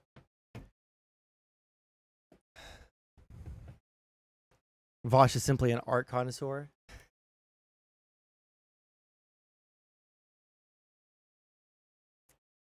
If I could reduce my time out, no, because I'm like actually brain busted from that.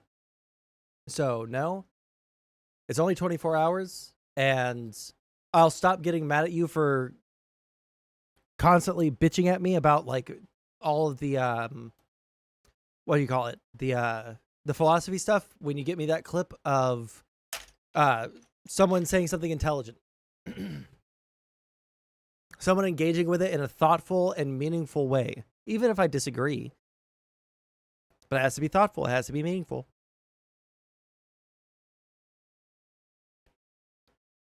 He has no desire to start his own YouTube channel, and also no, he shouldn't. Okay.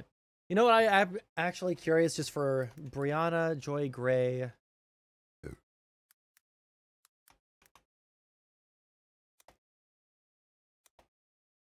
Talked to the lady from the Daily Wire that got fired.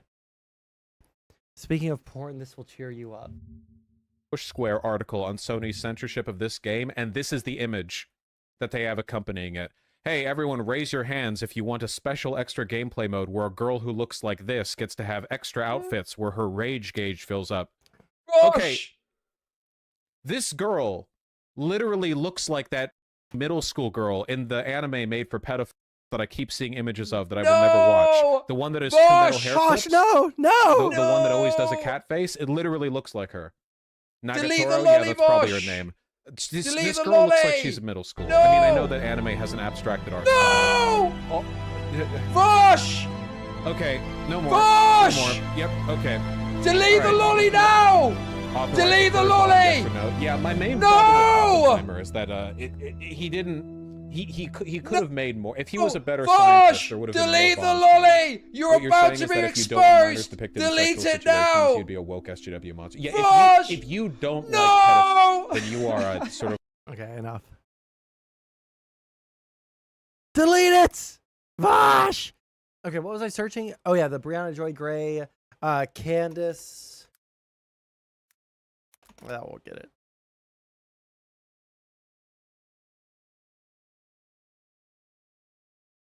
Candace Owens and Brianna Joy Gray team up. That's a Vosh video. Can we just get the interview of Brianna Joy Gray and Candace Owens talking?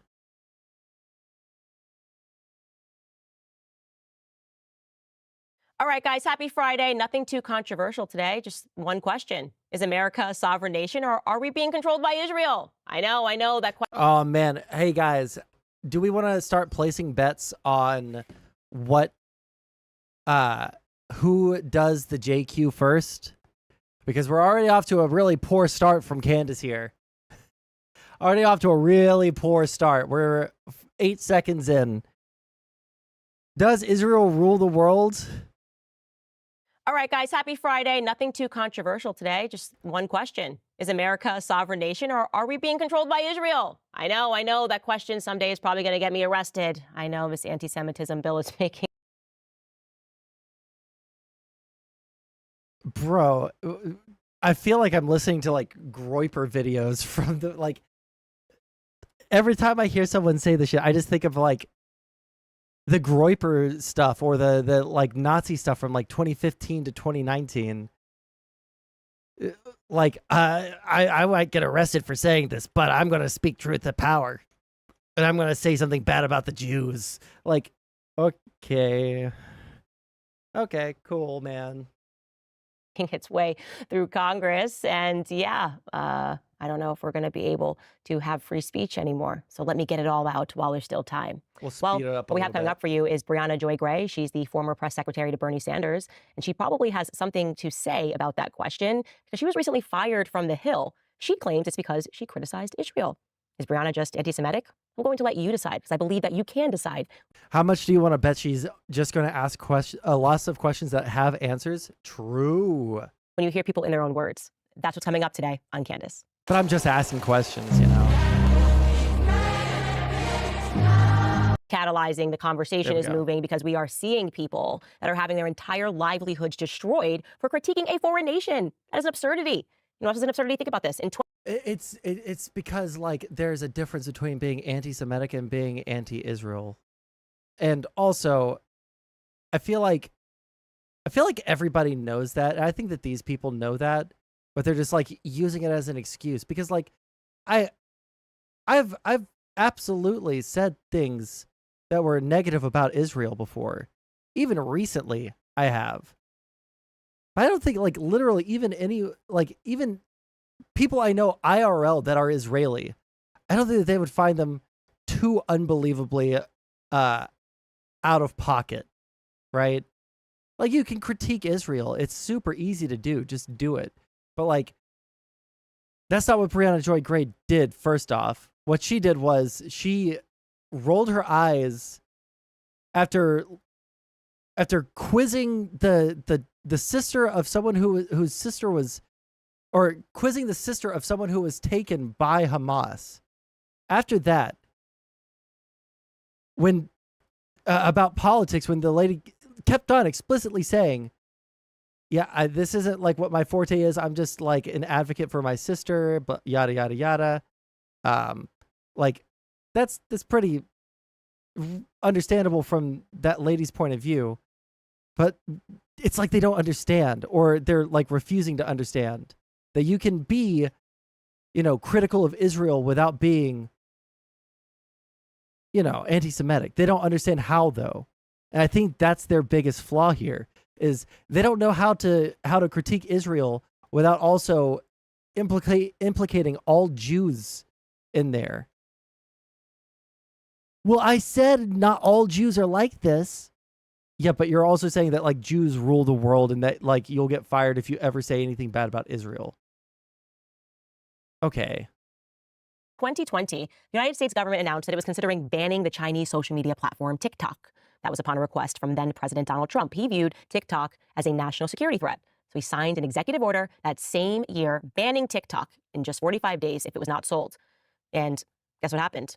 That executive order got blocked. The app survived until the app got on the wrong side of Israel. You guys remember this. After October 7th, things on TikTok weren't trending in the pro-Israel way. In fact, it was very much trending in the pro-Palestinian way. I think that there's almost no difference between anti-Jew and anti-Semitic. Do you mean anti-Israel and anti-Semitic?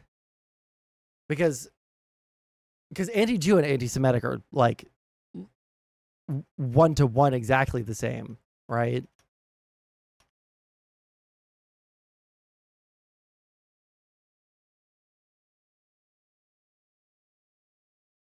Okay, let's put 10 more people in there.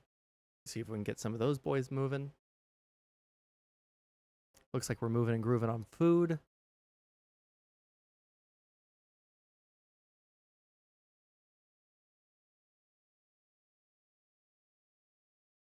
Started off as a liberal, then became conservative, then became far right. Anti-Semites realize they cannot outright say Jews, so they say Israel or Zionists. It really depends on the situation. Yeah, but see, like this is like a rough issue that the anti-Zionists or anti-Israel people who are not anti-Semitic have, is that they refuse to like boot people who talk like fucking Candace Owens or Brianna Joy Gray or like the like weird anti-Semites in their area, right? In their little like communities. They're very reticent to ever talk shit about people who are making their movement look bad. And it's baffling to me personally, because people always like the idea, like never punch left, or never attack someone who's a Democrat that is aligns with you 90% of the time, or 80% or 70, or whatever the fucking case may be. Like, on one hand, I kind of agree, like, but the way that I agree is you should do it in a reasonable way, right? Like, don't just like attack them for the sake of attacking them. Like, they have to do something like actually factually wrong. But I don't feel like most people, especially people who are like riding high off of the ideology train, I don't feel like they are very willing to ever say anything bad about people that are aligned with them. And I don't know why, because they're totally willing to do it if the person's a liberal and they're a leftist, because they don't consider that punching left, which, like, okay, that's fine, I guess, if you don't consider people who align with you 90% of the way. But like, you guys just attack people kind of constantly and forever and without any like real rhyme or reason. You just kind of just do it. And that's not like a real good way to operate, in my opinion.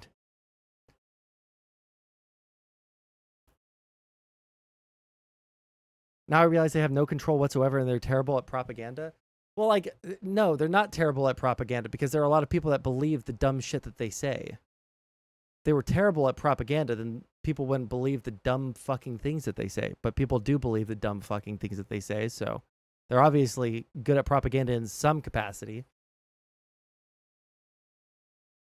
I don't think that that's deniable at all.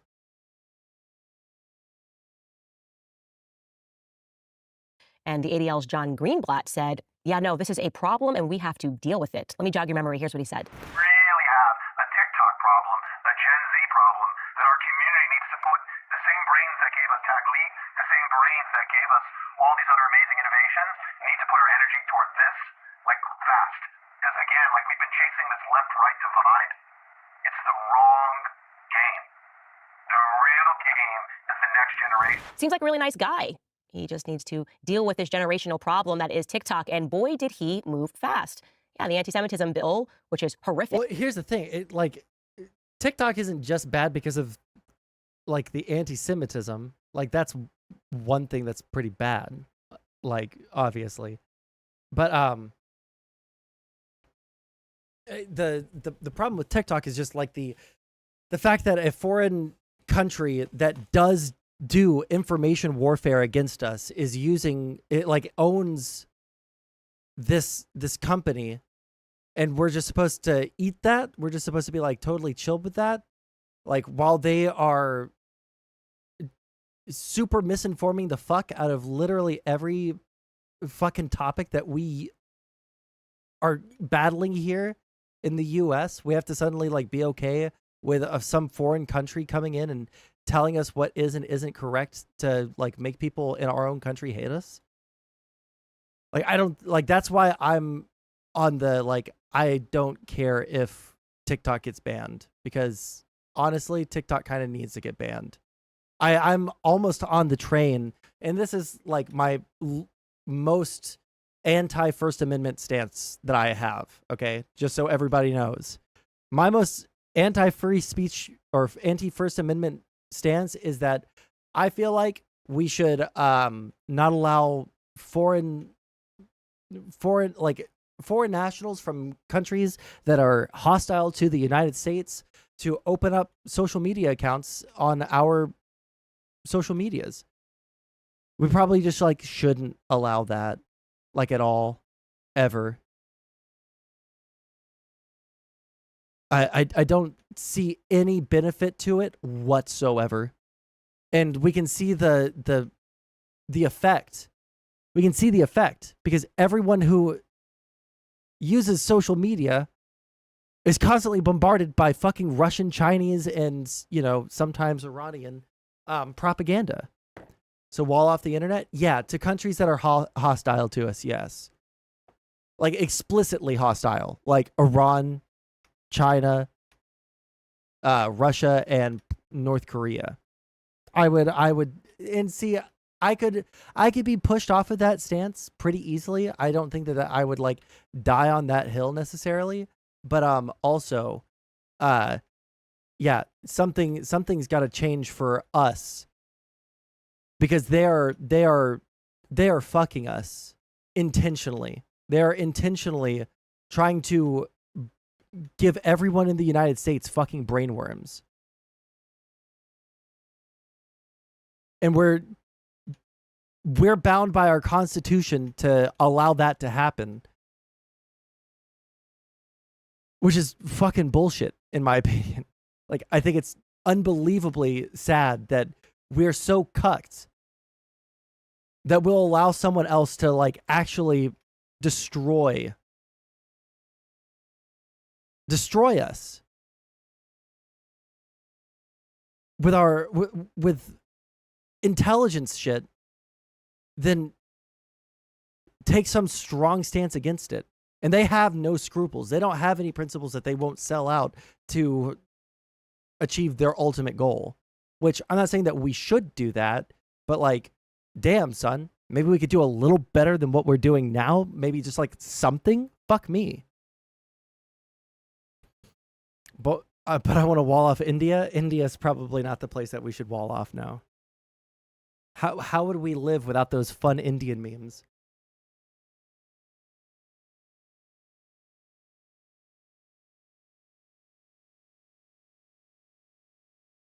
We are not bound by our constitution to allow that. That's what everyone's saying for the TikTok ban. Why they're how they're fighting the TikTok ban is by citing the First Amendment, and they have a pretty strong case in court for that.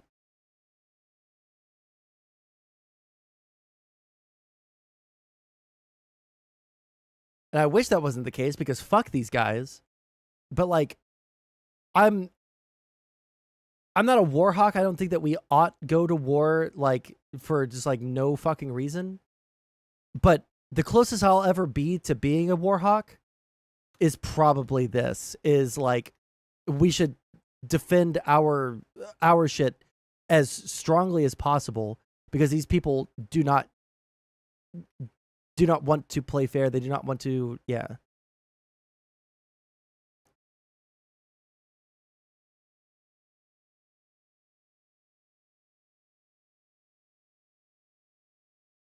The Constitution only applies to American citizens? No, that is explicitly wrong. The U.S. Constitution applies to anyone within our borders. But like anyone within our borders also, since we have like corporations or people, because of that, we also have corporations, even if they're majority owned by foreign nationals, are automatically, yeah.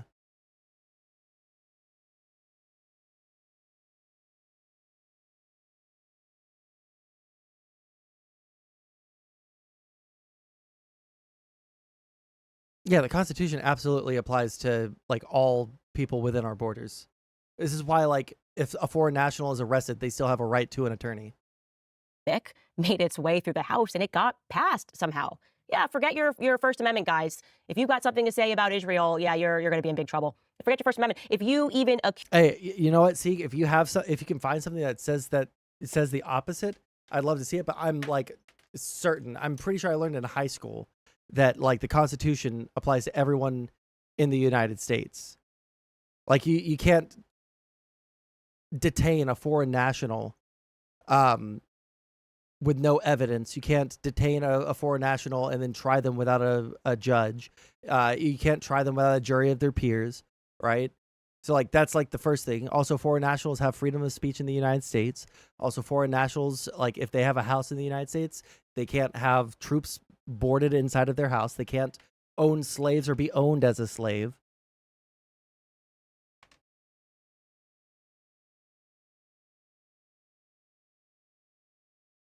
Foreign people can't campaign though. Well, that's not, you don't have a right. What do you mean by campaign? Like they can't do door knocking or telephone? Yeah, I don't know if that's like in the courts upheld as restricted speech or not though, is the thing. accuse someone who is Jewish of having more allegiance to Israel than they do to America, you are going to be in trouble. Forget the First Amendment, you guys. If you have any inclination as a Christian that you have a right to believe in the story of Jesus Christ, that is our doctrine, he's our Lord, he's our Savior, well, you better be very careful if you're going to talk about how the Jews played any sort of role in his persecution. Yeah, because that's what's in the anti-Semitism bill. Being a Christian will pretty much be banned if it gets passed. So yeah, things are pretty strange. Is that even fucking true though? Like people keep on using that like also anti-Semitism bill. Did it pass or is it still? Okay, that was May 1st. Has it even been shown in front of the Senate?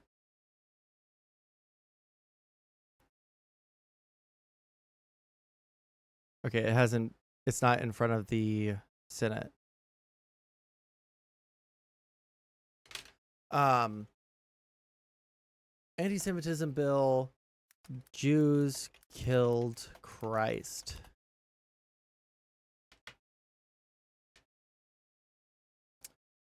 because I don't know if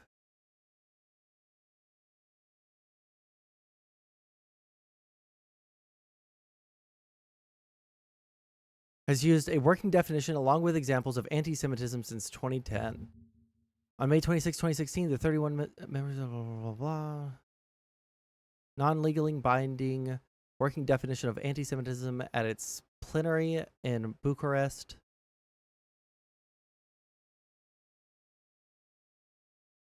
Let's see here.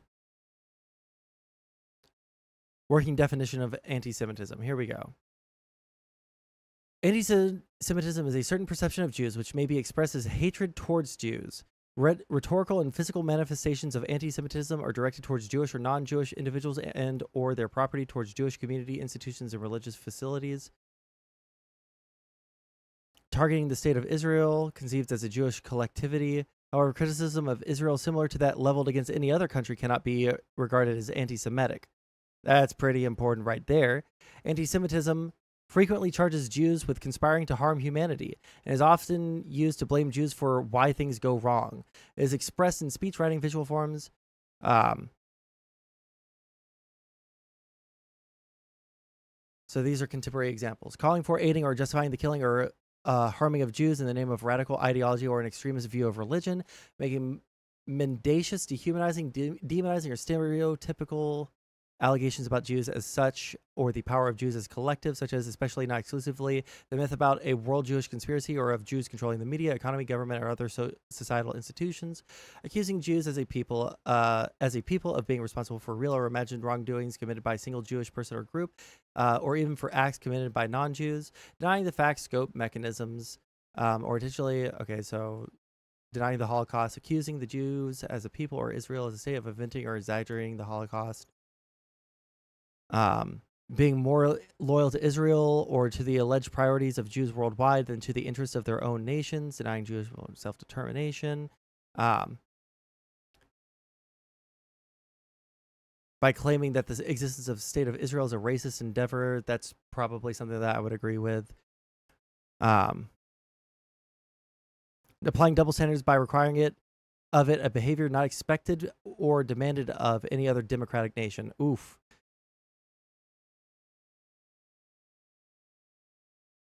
Oh, okay. So, like, in this, do they say anything about fucking Christ? Oh, wait, hold on. Yeah. Using the symbols or images associated with classic anti-Semitism, claims of Jews killing Jesus or blood libel or to characterize Israel or Israelis.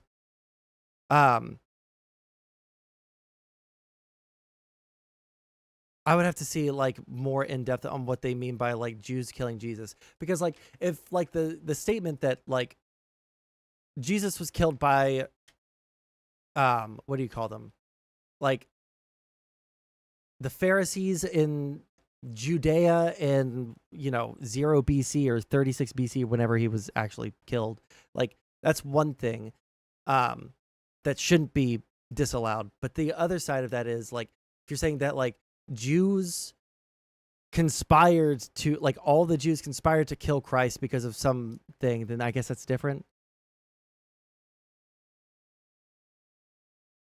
Maybe like Mel Gibson, maybe. And it makes sense when you consider the fact that Thomas Massey, my favorite congressman in the entire world, because he seems to be the only one that will stand up to AIPAC, recently went out to the crossing, AIPAC. And he had this to say. Take a listen.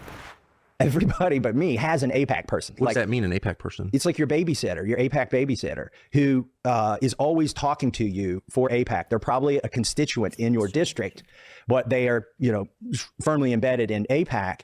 And every member has something like this? I don't know how it works on the Democrat side, but that's how it works on the Republican side.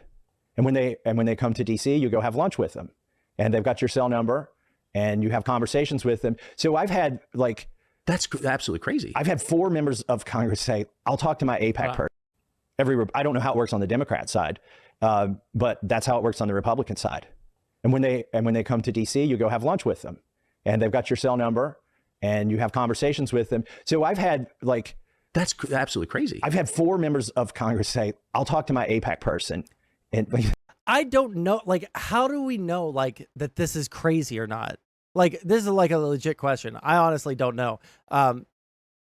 Is it because, like, the only reason I don't know if this is like explicitly a weird thing or a bad thing is because, like, it really does feel like you could 1 second. Where is this supposed to go?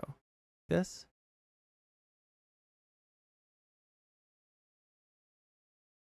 Okay, it's supposed to be like that. Doesn't matter. I don't know what like the normal thing for like every other like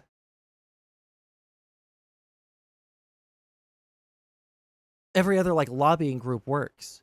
It could be the case that that's the way that all lobbying groups just work.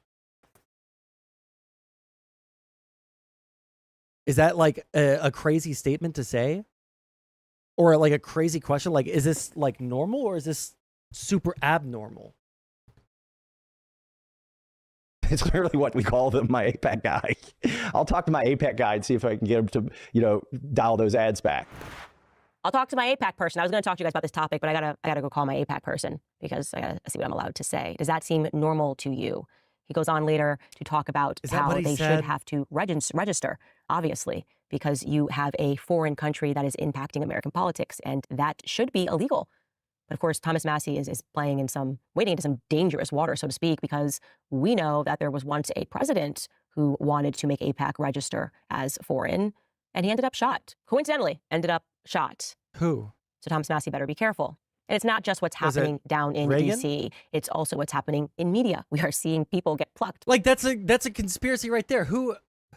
What president?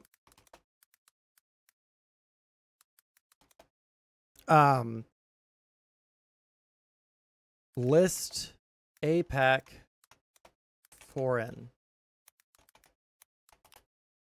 Was it Kennedy?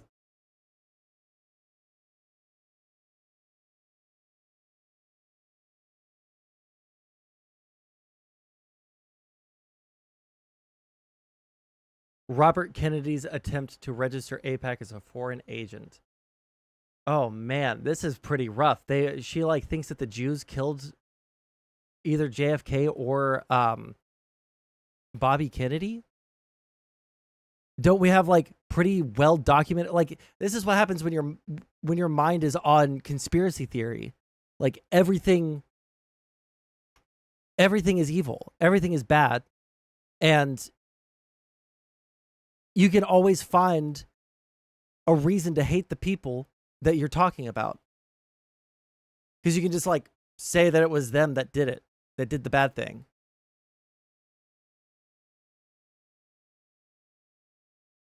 Jews are guilty until proven innocent. Yeah, this is fucking crazy. Plucked. Not because they're anti-Semitic, but because they're not pro-Israel enough. They're not happy, I guess, when an innocent Palestinian kid dies. That's what it seems like. If you are not completely doing the work of AIPAC, and if you are not willing to support every action that Bibi Netanyahu does, then the media will perpetuate you as an anti-Semite who should lose everything. And that is wrong. And there's somebody who claims that she recently just went through that. As I told you at the top, her name is Brianna Joy Gray, and she was fired. According to the headlines, it was because of her shocking response to the sister of a Hamas hostage. I'm going to let you hear what Brianna said to the sister of the Hamas hostage, and tell me if you're completely shocked by it. Take a listen to Brianna while she was at the Hill interviewing this young woman. I'm just going to push back against the implication that in Michigan, which has the largest... Oh, by the way, Candace Owens has already lost the "are they being anti-Semitic" thing. She's already lost.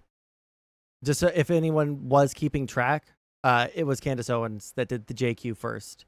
Granted, Brianna Joy Gray hasn't even joined yet, but I guess it didn't take too long for Candace Owens to make the determination that, the Jews are, killing our presidents for trying to list them as foreign agents and shit like that. I guess that's over. Largest Muslim and Arab population in America, that there is any threat of terrorism from our own people. And I would like to clarify also that one of the rationale that was presented... Oh, wait, hold on. I've been neglecting chat. The U.S. Constitution only applies to United States citizens. There is an exception with the 5th and 14th Amendment where they state they apply to all persons other rather than citizens. But both the 5th and 14th Amendment is what provides rights for a legal system. The 14th Amendment was specifically adopted after the Civil War. Okay.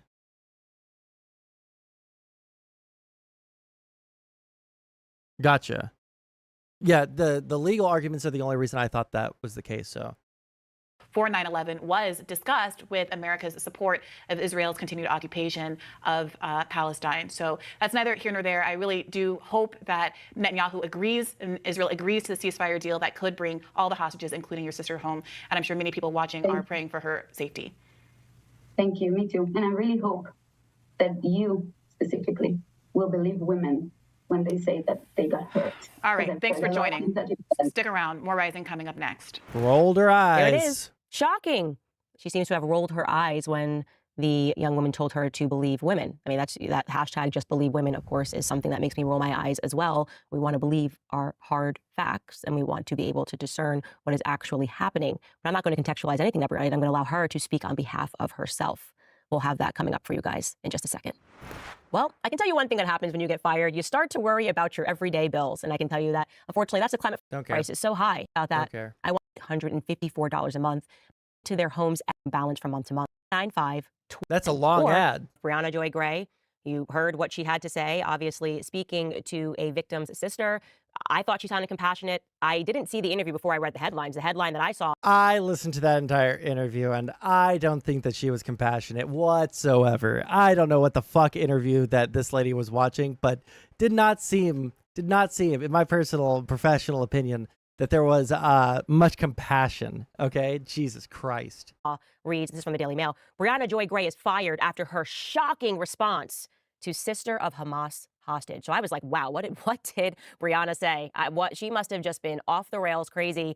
It's not what I got. Very, very excited, Brianna, to have you join us here today. I know you're in the midst of a firestorm. How are you doing? I'm doing all right. And I really do appreciate you reaching out, Candace, as someone who has been through this not so unique experience. I was going to say unique experience, but increasingly it's happening as I think more and more journalists who might not have focused on this particular issue in the past find themselves doing so, informing themselves and finding themselves on the quote unquote wrong side of this issue when it comes to censorship. So I really do appreciate you reaching out. And it's interesting to have you and I speaking because we are not on the same side of the political aisle. I mean, you are a person, your background, you were the spokesperson for the Bernie Sanders campaign. I mean, I was very much identified as a Trump supporter about as far as you could be in the media's eyes when he was running in 2016.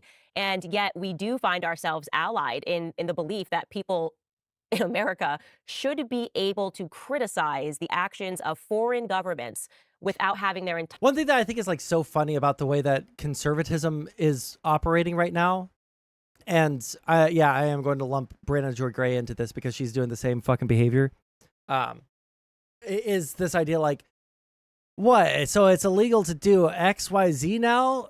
When what they're doing is they're like taking... Oh, so like this thing that we all agree is like really bad, like trying to overthrow the government or something, you know, like January 6th. They'll say like, oh, so it's just like illegal to go and protest against the government now if you disagree with an election. No. Oh, so it's just like illegal to like get your homies together and go to a protest. No. Nobody said that whatsoever. You're saying that, but like we're not saying that. We're saying that you can't try to overthrow the U.S. government and get away with it. That's what we're saying, actually. And when we say that, they're like, "Oh, so you think that this was a serious attempt at trying to overthrow the election?" And it's like, well, they were chanting that outside of the, they were chanting that like themselves with their own mouths. Like there's no winning with the conversation on this. There is no winning with this conversation. They just move it back. They keep on moving the goalposts back and back and back until there's like basically nothing left. Fuck, I need to get a smithy. Fuck my life. I guess too much that I didn't want to spend. Yep. Higher livelihoods risked. This is not normal. And yet there are so many people who know, like I know and like you know, that if you are in media, you got to be careful talking about Israel. Why is that? Yeah, it really is the one true red line. And I think you experience that as being part of a media organization that I think rightly really prioritized and focused on various threats to free speech in various different contexts and across the political spectrum. But it really does feel like free speech, except for when it comes to Israel, progressive, except for when it comes to Palestine. I mean, there is this Palestine-sized hole or exception in a lot of people's principled stance against various issues. And I say progressive except for Palestine because there are similarly people on the left who say that they care about various groups, who say that they are anti-war, but who very similarly will look the other way or frankly become very oppositional when suddenly the people that we're talking about who are being under siege in a conflict are in fact Palestinian.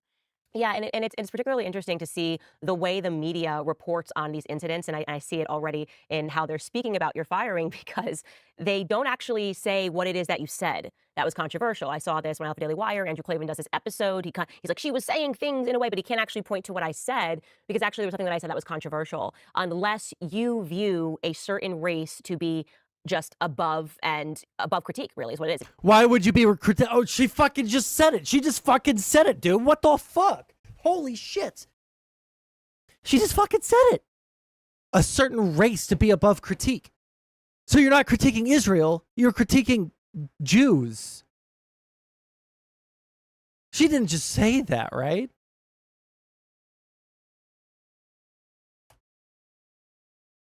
Play relevant clip. Relevant Candace clip.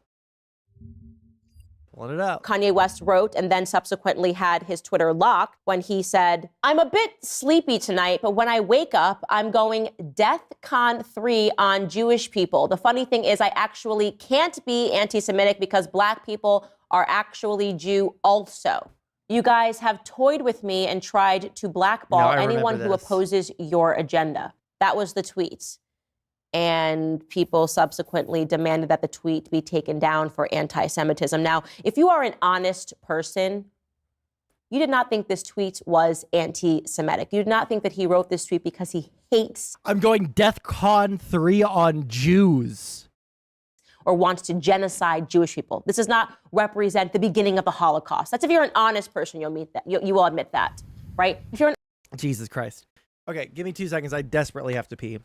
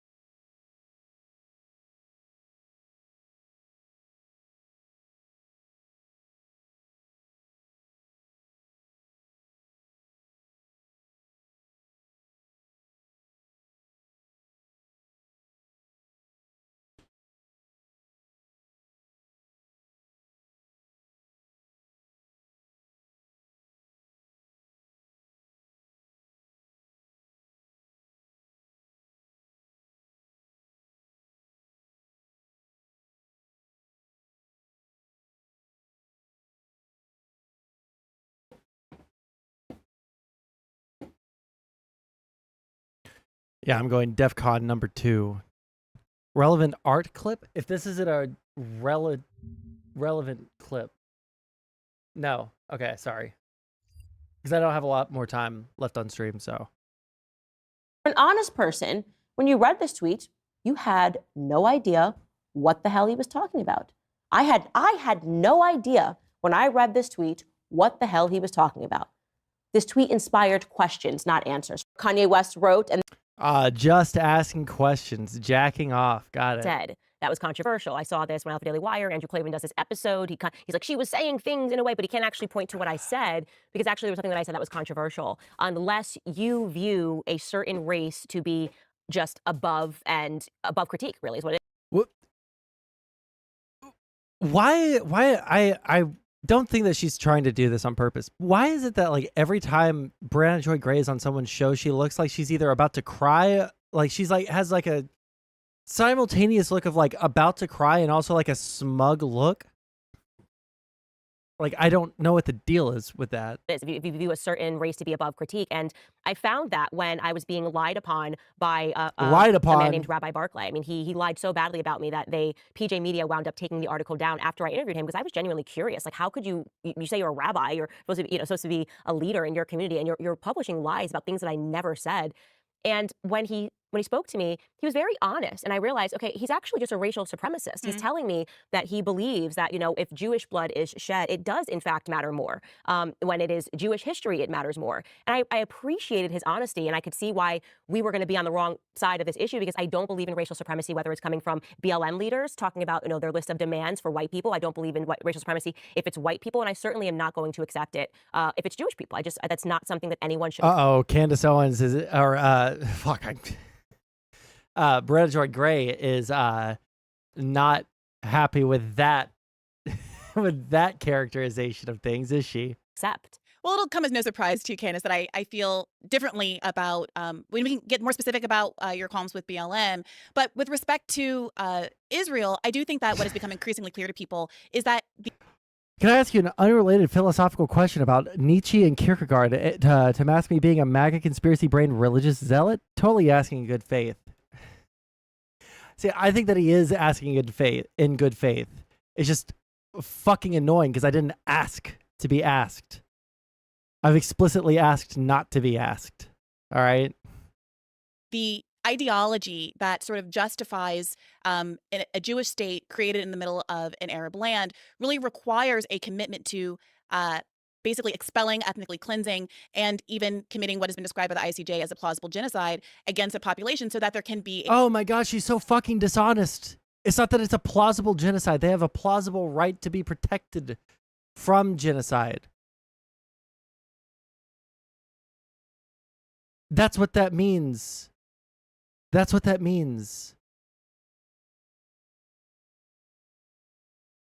I don't even know what to fucking say anymore.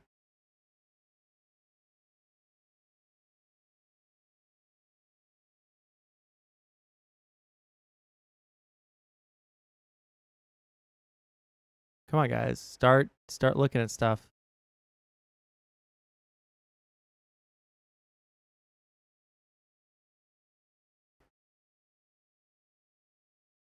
There we go.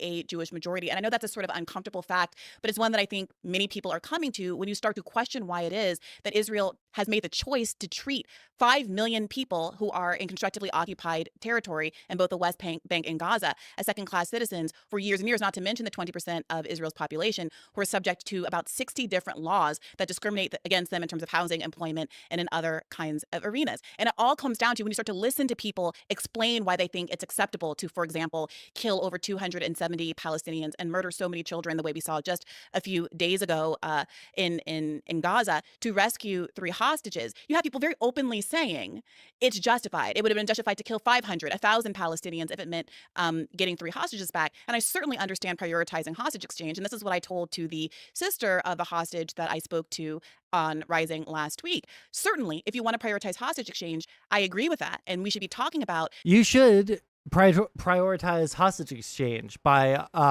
completely capitulating to the people that want you dead. Even though they have none of the like military power or anything like that you have, you should capitulate to them because you guys are the evil ones, actually, because you guys are the well, I'm not allowed to say that because I might get fired again. Like, I'm sorry. Like, no, shut up. You're just like trying to find a convenient out for what you're talking about. Fuck off.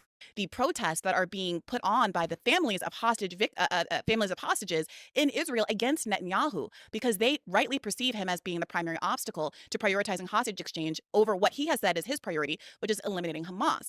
All that being said, there are ways to get the hostages back. It is evident, and could have gotten back months and months ago if that were in fact the priority. But instead, the value of Palestinian life is perceived as so cheap as compared to Israeli lives that we've seen instead that they would rather do these military organizations with the help of the U.S. government using a U.S.-built pier that cost $300. One moment.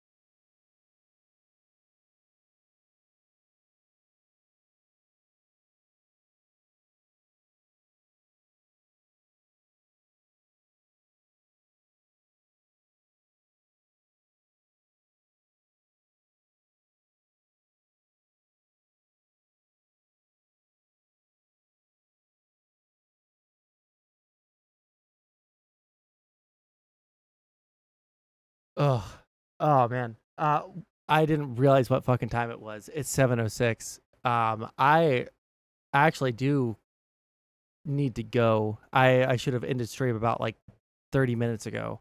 We're only 15 minutes into this. We'll probably just like rewatch this. Not gonna lie.